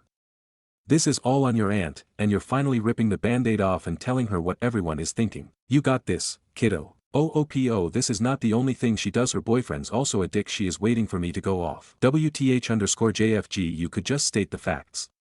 Calmly but firmly. Everyone could see that you were drunk, auntie. I didn't need to tell them. Then walk away. Don't engage. She's looking to get a rise out of you so that she looks better. If you say it calmly and firmly and walk away, you come out the better person. The fact that no one is sticking up for you says something about the rest of your family, but you didn't ask that question. Reply. She has her things she does to everyone that pisses them off. For some reason she has a lot more issues with me out of anyone. I think it's cause I have autism and because of that I was a bit of a black sheep and she thinks I'm easy to pick on. I'm definitely going to try and stay calm cause otherwise I'm sure she'd pick on me for that too. Update post. So I didn't expect my post to get nearly that much attention. I really appreciate everyone who took the time to comment and give advice. I read almost everything but couldn't get to everyone. Before I get into what happened I thought I'd go over some questions from some comments that I saw. Yes, I could not go, but I don't really think it's fair for me to miss out on family activities because one person sucks, plus my father passed away a few years ago and my mom doesn't like attending alone. She has done so much for me, the least I can do is be there for her so she's not alone and no one is going to stop me from doing that. Plus I like the ham. My family has tried to stick up for her, my parents included. She makes a big stink about it and plays the victim. Plus my mom just doesn't have the energy anymore to deal with it anymore. I'm also an adult, it's time I deal with her myself. Now to the update. She didn't say anything about the egg hunt this year. But, for good reason, because my other aunt found the post. Because of my lack of sleep I didn't show up to dinner until right before it was time to eat. Apparently my aunt, not the asshole one, listens to the show and joined the subreddit and found my post this morning. Before I showed up my family all had a not so fun conversation with her about being the way she is. She didn't see any issues in anything she had been saying or doing, so my other aunt pulled out the comments. They read almost every one of them until she shut up. I of course didn't know about any of it and came ready with a plastic Easter egg filled with fireball to give her when she said something.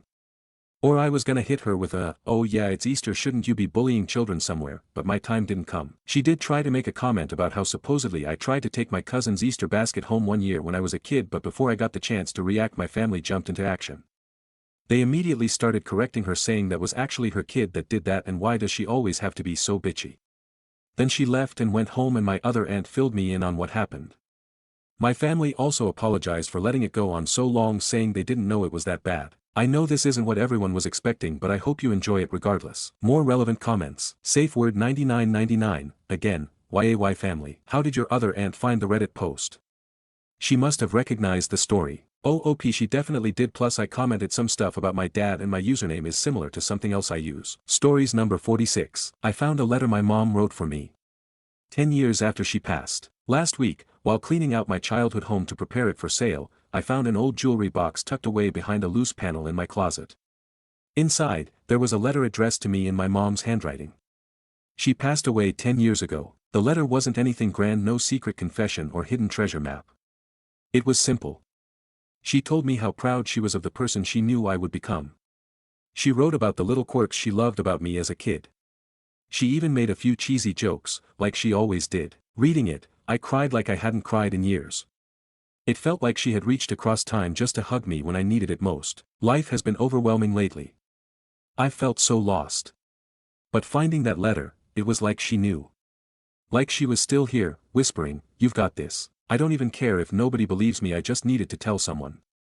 Because today, I feel a little less alone. Stories number 47. AIO, or is something fishy going on? My boyfriend and I were grocery shopping and at the checkout when this lady walked up to him and said his name. He immediately looked flustered and kind of brushed her off. After that happened, I asked him who she was. He got super defensive and rude about it. Mind you, when she walked out of the store while we were sitting in the parking lot, he literally hid his face. I was driving home, and he was screaming at me, calling me an insecure bitch, saying, "I'm done with you, go ahead and be single." He called me a piece of shit and a bunch of other names while I sat there, just taking it because I didn't want the argument to escalate further. I told him I wasn't mad, just suspicious of the whole situation. I ignored him the whole ride because, quite frankly, I was scared of escalating the situation while driving. That was getting him more worked up and he seemed so aggressive and angry. I told him to get out of my car, drove to my place, and now I'm blocked on everything. Am I just being insecure? Stories number 48. AITA for not letting my brother's girlfriend have one of my cupcakes. Okay, so like last weekend my mom threw a little family get together at our house cause it was her birthday. Nothing crazy, just cousins and stuff. I decided to bake cupcakes the night before. I'm not a professional baker or anything, but they came out super good tbh. Anyways, I made like 24 cupcakes and put them out on a tray on the counter. I specifically told everyone that they were for after dinner because my mom wanted to do a candle thing with them instead of a regular cake. So my brother, he's 22, shows up with his girlfriend, who nobody really knows that well cause they've been dating for like 2 months. She's nice I guess, but a little pushy. Like she acts like she's already part of the family or whatever. Ick. Fast forward, we're all just hanging out and I see her just straight up grabbing a cupcake off the tray. I go over and I'm like, "Hey, can you please wait till after dinner? My mom wants to do candles with them," and she kinda just stares at me like I'm crazy and goes, "It's just one." I said, "Yeah, but they're for later," and she literally rolled her eyes at me and put it back, after taking a bite. So now that one's ruined obviously. My brother got mad and pulled me aside later saying I was rude and made her feel unwelcome and, it's not a big deal, but like. It wasn't just about the cupcake, it was about the whole plan. My mom said I didn't do anything wrong, but some of my cousins said I shoulda just let it go cause, family first, and now my brother's still being weird with me, so ick. Aita. AITA for correctly guessing my friend's baby's sex. On the weekend my wife, 38F, and I, 39M, went to our friend's gender reveal. For background information, our friend already has 2 boys, and she told my wife that she is hoping for a girl this time. In the car on the way there, my wife asked me what gender I thought the baby would be. I said that given that the sex ratio at birth is about 105 boys for every 100 girls, that my guess is that this child would be a boy. My wife said that given our friends had 2 boys already, that surely there would be more chance of a girl this time. I replied that the 2 boys were not relevant to the sex of the child our friends were expecting, and that there was still about a 51% chance this child would be a boy. At the gender reveal, it was announced that this child would also be a boy. Although our friend tried to appear happy at the party, it was clear that she was disappointed that this child would not be a girl. My wife also appeared to be disappointed as well. On the drive back home, my wife got angry with me, and said that I could have been more supportive, and that I shouldn't have been so mathematical with my guess about the baby's sex. Edited to add, could have been supportive, referred to my guess that the child would be a boy, and my reasoning for that guess. I told her that my response was perfectly reasonable to the questions she asked me. She didn't like that and stayed quiet for the rest of the drive home. Stories number 49. AITA for moving my roommate's dirty dishes outside her door after she left the kitchen unusable. So I, 25F, share a house with 3 other girls, and we have this unspoken rule that if you cook something, you clean up your mess right after. At least that's what I thought was the rule. Last week I came home from a 12-hour shift. I work at a hospital, and the kitchen was absolutely wrecked. Like, there were pots everywhere, food stuck to the stove, and dishes piled so high you couldn't even see the sink. Turns out my roommate had meal prepped for the entire week and then just left it all there. She wasn't even home, went to her BF's place for the night. I was exhausted, hungry, and TBH just wanted to make a quick sandwich before passing out. But I literally couldn't find a clean spot to even put bread down. I texted the group chat like, "Hey, who destroyed the kitchen?" and got no response. So I took pics of everything, then cleaned just enough space for me to make my food. Then I took all her dirty dishes, pots, food containers etc. and put them in a big plastic bin. I left it outside her bedroom door with a note that said, "Next time clean your mess or at least give us a heads up." When she got home the next day she flipped out, saying I had no right to touch her stuff, that some of it was expensive cookware that could get damaged, and that she was planning to clean it when she got back. She called me petty and controlling, but here's the thing, this isn't the first time. She's done this before and promised to stop. Plus, how am I supposed to use the kitchen when it looks like a bomb went off? The other roommates are split, one thinks I went too far, the other one actually thanked me privately. Aita for putting all my roommates' dirty dishes in a bin outside her room. Stories number 50. My cat puts herself to sleep at night. Anyone else has a cat who puts themselves to bed in a separate room? The separate part is the hardest but also the funniest. When comes her last meal of the day, always before I go to the bedroom, my female cat takes it as her sleeping time and starts sleeping soundly until 6 p.m. 7 p.m. in her hammock in the living room, joining me in bed sometimes throughout the night. I even had occasions when I didn't immediately go to the bedroom but stayed in the living room after feeding her last meal and, without fail, she went to a separate room from where I was to put herself to sleep lol. This is hilarious and makes me laugh at her quirk, but I also wish she would sleep in the same room as me at night, but nope. I am lucky as she joins me at 4 a.m. which hasn't happened in a while. Anyone else has a cat who does this or knows why she's just adamant to be in a different room to fall asleep for the night? I've had cats all my life and she's the first who does this. They usually always followed me in the bedroom when it's time for bed. I've been so intrigued. Stories number 51. Aita for being upset that my husband planned a date that we never went on. My husband, 27M, asked me, 28F, if I wanted to go on a date this weekend. I gladly said yes as we have 2 kids and I always need some time away from the chaos at home. Well, he says something along the lines of, "See if your parents can watch the kids." So I ask and my parents say yes they can watch the kids. They ask what time and I have no clue, so I just name a time and say 6 to 9 p.m., because my husband has not said anything to me other than, "Do you want to go on a date?" and "Ask your parents to watch them." Saturday rolls around, our date night, and he is out in the yard all morning tinkering with the sprinklers and doing other stuff in the yard. I asked if we were still going on a date and he asks me if my parents were still going to watch the kids. I told him yes but I'd make sure. Well, my mom had forgotten and kind of put me on standby. I relayed this to him and he didn't say much. I asked what he had planned and he really didn't say anything, just that if my parents weren't able to let him know. 2 p.m. rolls around. I've already gotten dressed, put on makeup and been excited about going out to do something. I asked again if we were still going to go out and again he says it's dependent upon my parents' ability to watch the kids, but we can take the kids if need be. Honestly, I am at home with the kids all day and don't really want to bring them because I just want a moment alone. 4 p.m. rolls around and my mom confirms that she can watch them, but she's been cleaning all day and seems stressed. Meanwhile, my husband is still outside doing whatever he is doing. He has been outside from maybe 11 to 3 p.m. at this point and gave me no indication that we were still going on our date aside from asking if my parents were still watching the kids. At this point, I feel like I am the one solely invested in this date night by organizing childcare and continuously asking my husband if we are actually going anywhere. I finally just tell my mom to forget it, she is stressed, I don't feel like my husband cares, we will just figure out another day. I text my husband and told him I wasn't in the mood to go out and I poured myself a drink and changed into sweats and laid in bed. He proceeds to take our oldest and goes to the store to buy beer, that he's been wanting because he drank his stash a few days ago, and fruit, because our daughter is out of fruit. I have changed into sweats at this point and have started drinking because I am sad. I was looking forward to going on a date not planned by me and it didn't end up happening because I feel like my husband didn't actually plan anything and I had to plan childcare for an event that I didn't even know was happening or not. I tried talking with him about it and it ended in me being the problem and how, this is why he never tries to do anything for me. I genuinely want to know if I am in the wrong.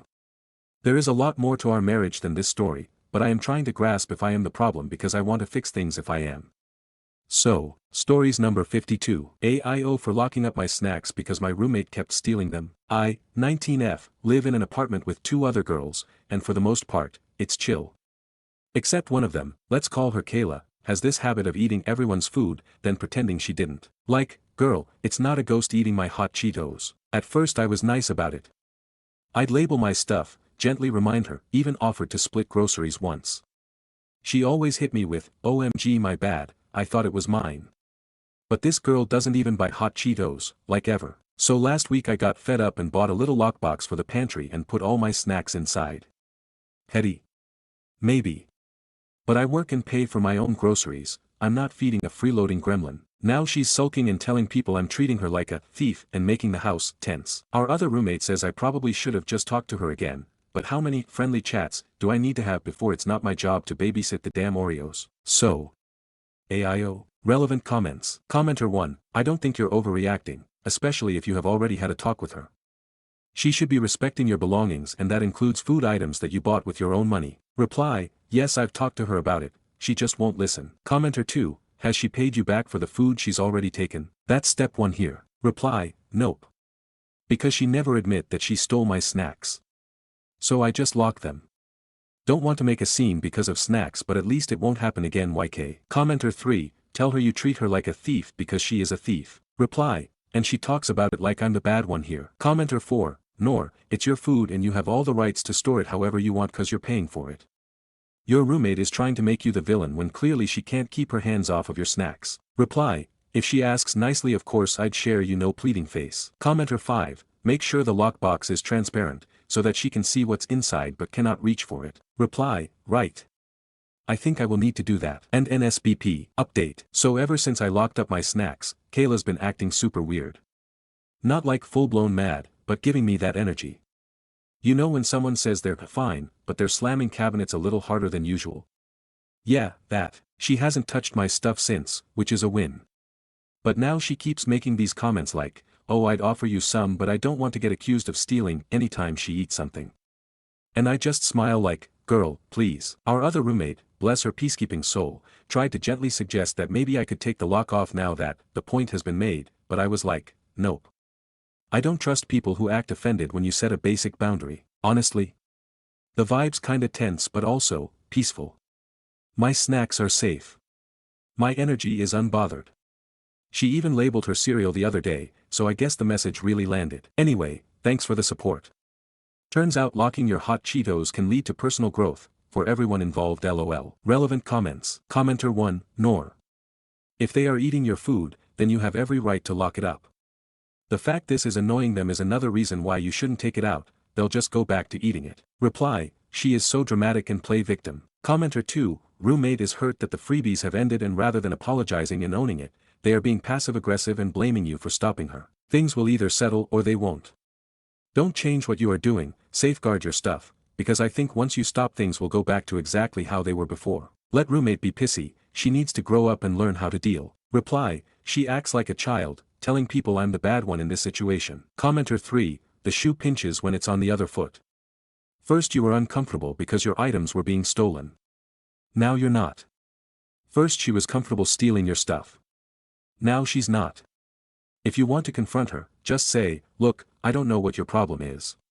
You kept getting confused about which snacks were yours, and taking the wrong ones. I did this as a favor to you, because I didn't want to keep embarrassing you. Now your forgetfulness isn't my problem anymore. You should be grateful. Stories number 53. Aita for asking my stepmom to give me back my birth certificate. After a couple of weeks of staying with some of my family, my stepmom and siblings, I asked my stepmom to give me my birth certificate.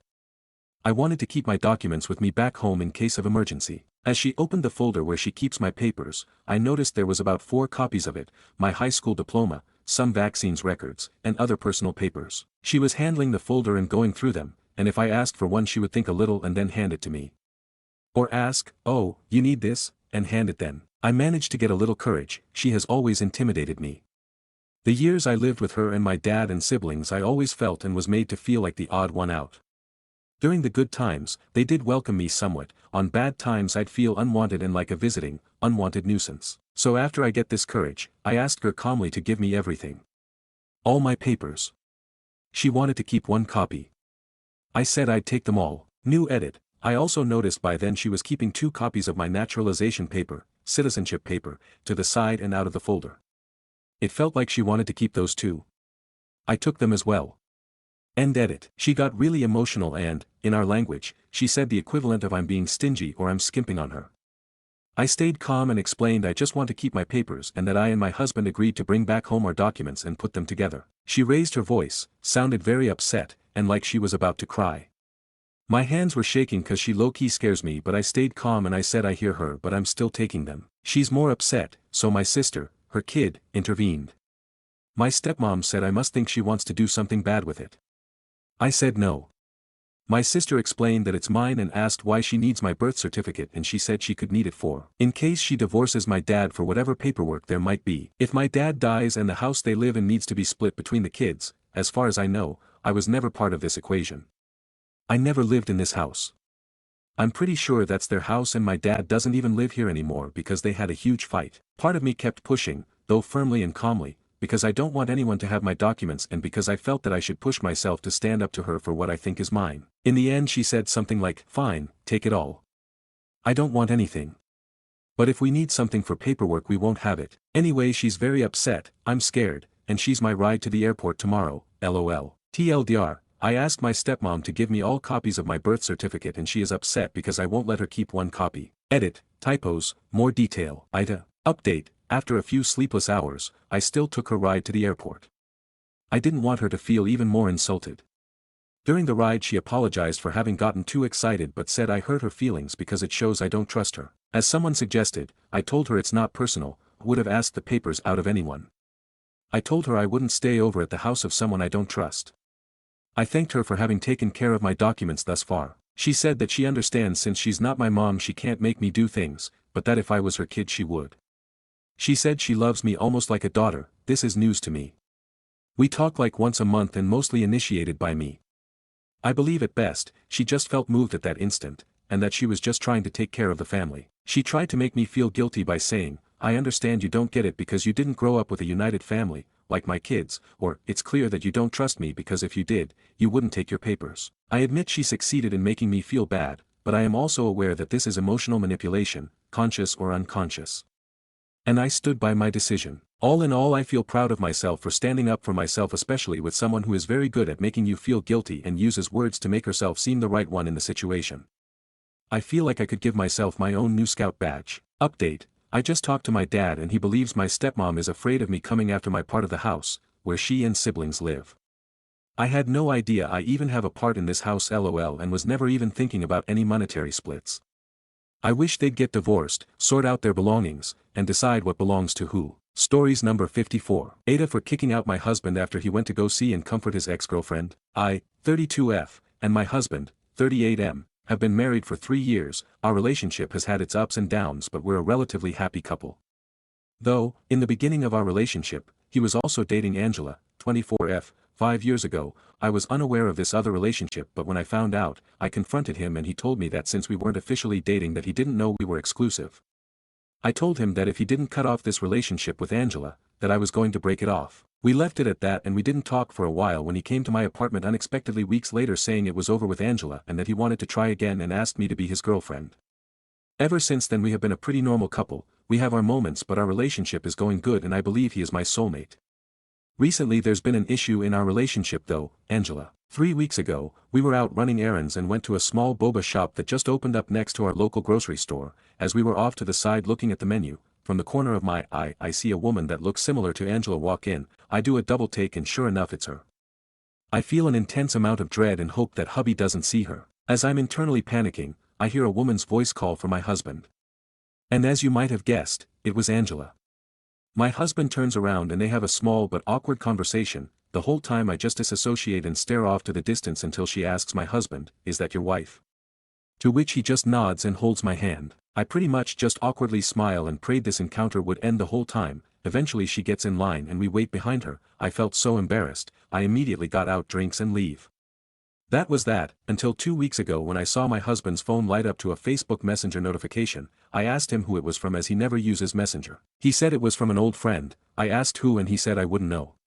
I became suspicious but wasn't necessarily worried because I just assumed it was a friend. Until a few days later when he got another Facebook Messenger notification while I was ordering food off his phone. It was from Angela. I was shocked and confused. I went to their messages and everything seemed friendly and casual, though because of their history, I felt very uncomfortable with them talking. I went up to him and confronted him about the texts and asked why she was texting him. He told me that after running into her she friended him on Facebook and they began talking. He assured me it was all casual, but I still told him I didn't want him talking to her. He assured me he would stop. I told him to unfriend her, to which he hesitated to but eventually did. There was no issue or word from Angela until last night, to which from my knowledge she spammed messaged my husband, and even called him crying telling him that her mother was sick. I guess he knew her mother and felt sympathy towards her. Angela vented to him about how she had no one and she just needed someone to comfort her. She asked my husband if he could come and be there for her, to which he said yes. I had no idea he was doing this until I saw him putting his shoes on near the door. I asked him where he was going and he told me the story of Angela's mom and that she needed someone to be with her. I told him to not go, and we had a small argument. He was rushing out the door, so I blocked him in and said that if he was going to go see and comfort his ex-girlfriend, that he wasn't allowed back in.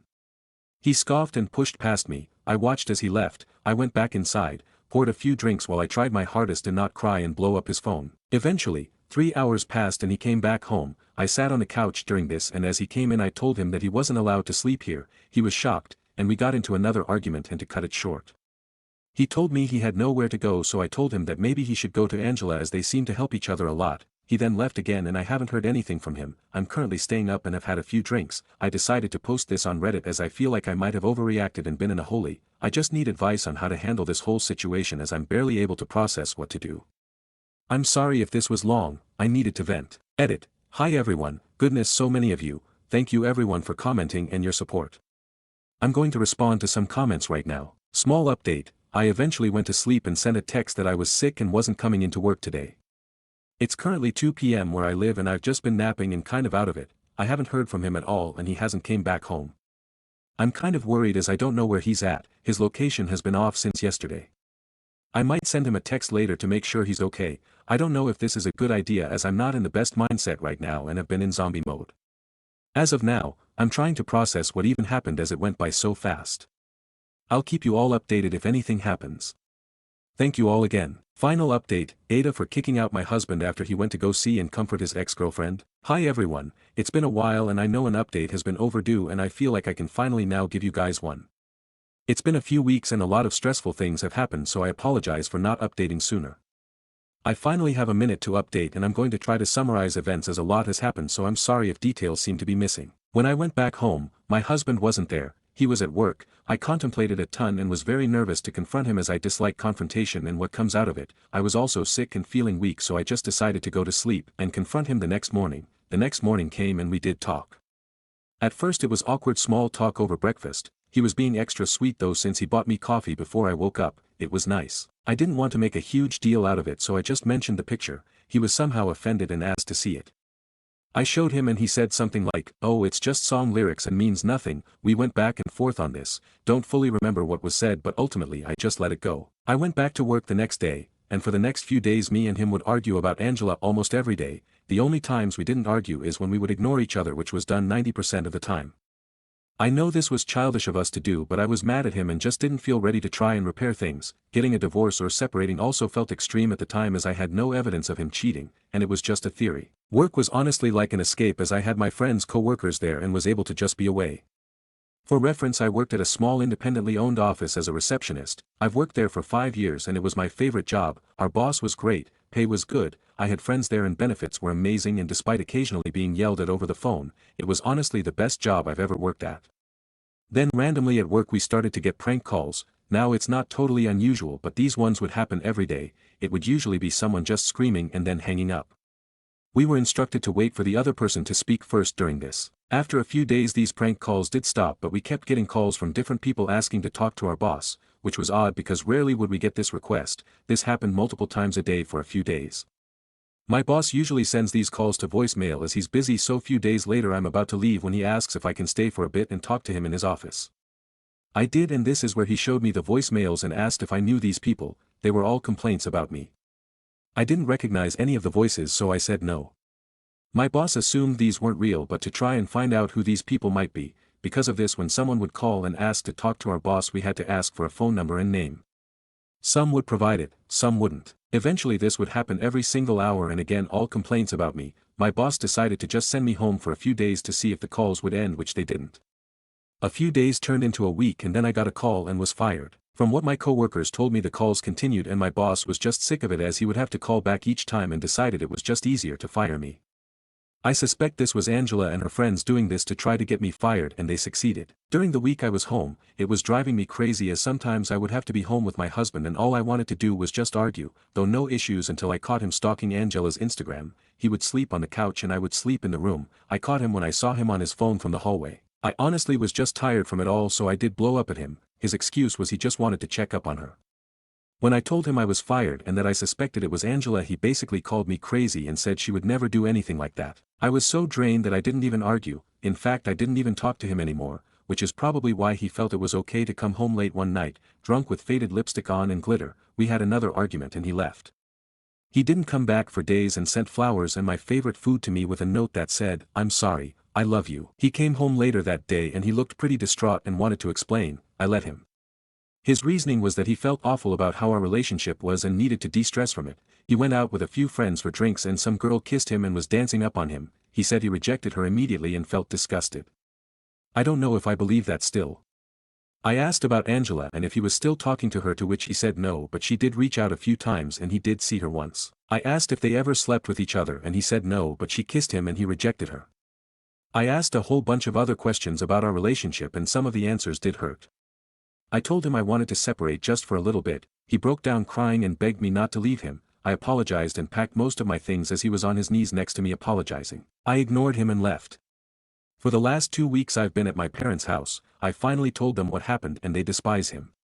He's been up here almost daily trying to talk to me and my parents refuse to let him see me. My parents live in the next town over. He sent me food, flowers, gift cards, literally anything you can DoorDash, he sent. I've gotten spam calls and messages from him, and I've blocked him. Yet he's gotten his family and some of my distant relatives to do the same. Honestly, I'm tired of him and have begged him to stop trying to contact me. Obviously hasn't worked much. For my next moves I am thinking of divorce, but I'm just not ready yet. None of this feels real. I just need to take time and heal a little before making that decision. I have a feeling divorce is going to be hard, so I just can't handle that yet, or another option is therapy and try to reconcile. I'm currently trying to find a job in my parents' town, and I plan to stay here for a while until I'm able to move on fully. Also, I know I didn't talk about her much, but as for Angela, I have no idea if he's talking to her still or anything about her, and I want to keep it that way.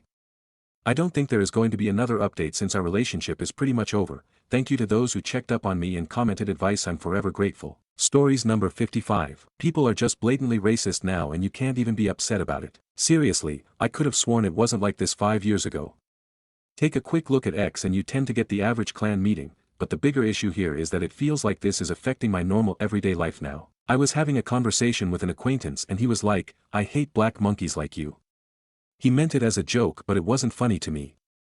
I didn't even say anything at the time, but it's crazy how often people are making racist comments towards me nowadays. From white, black and brown people.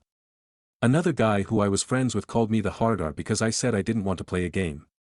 So many people just randomly be saying the N-word. These are guys from gated communities who spend all their time in their room as well. The craziest part is that you can't even retaliate if you get upset. People act like you're being unreasonable and levy insults at you. It's absolutely insane. Another guy I know who isn't personally racist told me it was unfair of me to be upset at being called the hard R and said I should just get over it. Look at any Instagram Reels post with an Indian and you'll see just how far this shit extends. I don't know what happened. I thought Gen Z was supposed to be the generation that'd get past all of that. I thought we'd be able to create a better world, but it seems we're just as hateful as the people before. Stories number 44. I've been married for a month and my husband is having an affair with my sister. I've been in shock since I found out.